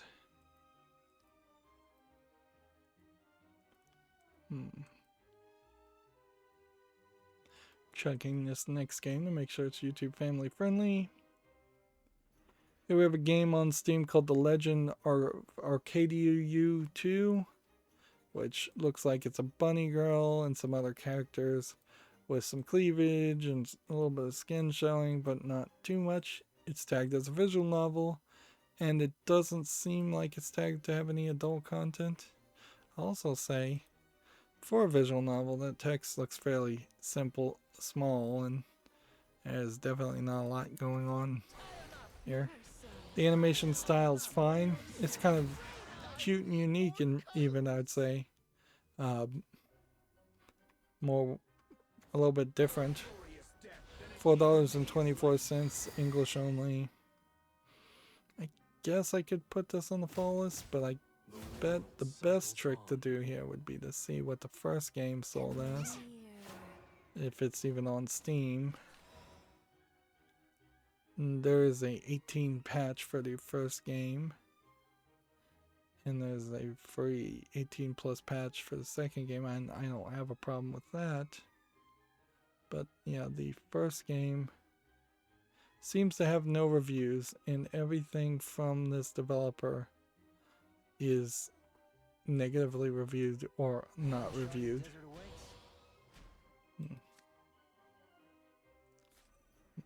this to me, fairy friends. Alright. I'll take care of them. You're wide open. Seriously. Well, I've lost there. It's just nothing I can do.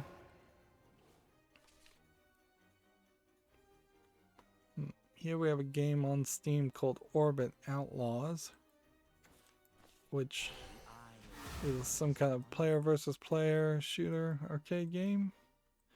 Yeah, it just looks like a space shooter game to me. Early access, $6.99, English only.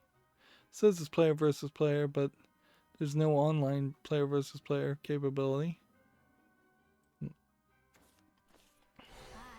Here we have a game on Steam called Other Side, which looks like it's just surreal asset flip imagery. 99 cents, English only. 3 more tabs at the moment, but I want to go through my whole Steam thing. I want to go through all my whole Twitter. See if this is YouTube family friendly. This probably would be, but for safety's sake, I will not show all the screenshots. Here we have Sakura Succubus 3 from Winged Cloud. And anything Sakura. There's like 3 different companies that label things Sakura. It's English and Chinese. I'll put it on the follow list. But yeah, I kind of know what they're doing. If they label it Sakura, they're trying to sell it on the idea that there's a lot of nudity in it, and there might be a decent amount of nudity in it, but probably no actual nudity or sex. And man, I am just dropping the ball as far as getting rewards. Daily mission starts again in 3 minutes, so I might need to play a little bit off screen, which that wouldn't be terrible. This is weird. We have a game here called Dark Deception, Monsters and Mortals, and we've seen a Dark Deception game before, where it was this kind of like 3D Pac-Man game where you're being chased by monsters and trying to escape while collecting crystals. And it seems like maybe they've put some more polish into a sequel here. Although I'm still not sure that there actually was a game in the first experience. It's being rated very positively. It's $8.99 it's English full audio. If we were to go and look at this developer, Let's see. Dark Deception 2 apparently was DLC, and Dark Deception Chapter 3 was DLC, and Dark Deception Complete was DLC. And yeah, this was also rated very positively, and I'm not sure I really want to ever play this game. It always felt a little asset flippy, but seems like they were able to do something with it. I guess you could play the first part for free, and I could spotlight it that way, and then decide later if I wanted to go any further. Alright, let's see if there's any new Humble Bundles. Well, in a day in 2020, in 22 hours, the Humble Choice Bundle resets. And as far as games bundles, there aren't any, so that makes that fairly easy. So then let's just reload Twitter. And let's see. What else we might want to mention before we end the stream? According to TechRaptor, the Bandai Namco @Games lawsuit has been dismissed. So @Games, I guess, is free to continue to sell little controllers and things that play Bandai Namco software. TechRaptor has an article here. Black Ops Cold War PS5 download size isn't as large as we feared. Which, okay. I'm just going to mention that. And we'll just keep on scrolling down. We could... What I did is I skipped a lot of free-to-play things. I took my own advice, and if I saw some games that were just labeled as demo, or if they didn't say a price, I skipped them. There's a game called Friend Fighters here that's clearly just a joke game. I'm not going to open that.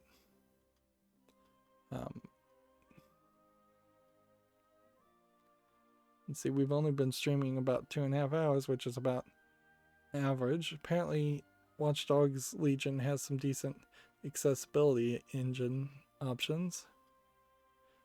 And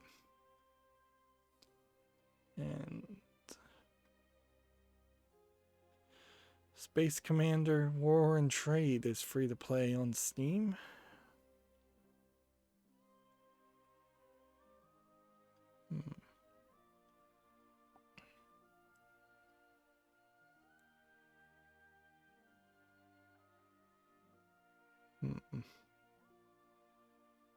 Sega Sammy apparently will be selling their arcade operations in Japan and leaving the arcade business by the end of 2020. I don't know who really would buy it, though. At a certain point, apparently Tencent has led a $25 million investment into a game developer called Lockwood Publishing. They developed a game called Avakin Life, which looks like a very generic Half-Life type clone.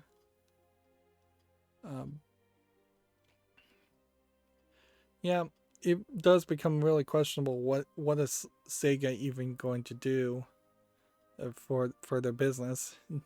Seems like they have very little games to rely on, and they have very little other properties to rely on, other kinds of businesses. So unless they're just selling insurance or renting out apartments or something I'm not aware that they do, a lot of companies in Japan do all kinds of things. The CEO of Samsung died a couple of weeks ago, and he's a Korean company, Samsung is, and they do 80% of all businesses somehow are affected by Samsung in Korea, so there could be some big changes there. We've got a game here on Steam called Jindo Origins, which looks to me like it's a Russian visual novel game. The animation's not terrible, but it doesn't seem like it's going to tell much of a story. English is not supported, free to play, Russian only. And let's see, we had one other game, and that's going to be it for today. We have a game here called Brawl, which seems like you're trying to get a character to run into a catapult or something to crash into a wall. Or maybe some parkouring? Some parkouring with some crash test, dummy, and weird physics. Yeah, it feels like they're celebrating wonky physics. We haven't seen a game that was built around the idea of wonky physics in a while, but that has definitely happened in the past, and it definitely has not been a justification to buy those types of games. Anyways, I guess that's going to be it for this stream. As always, I ask you to like, share, subscribe, comment, and watch every second of my videos. If you want to friend or follow me on any social media sites, there's a whole bunch of links down below. And if you want to support me further, there's a link to Patreon, or you can friend me on Steam and gift me a game off my wishlist. Thank you for watching. Have a good evening.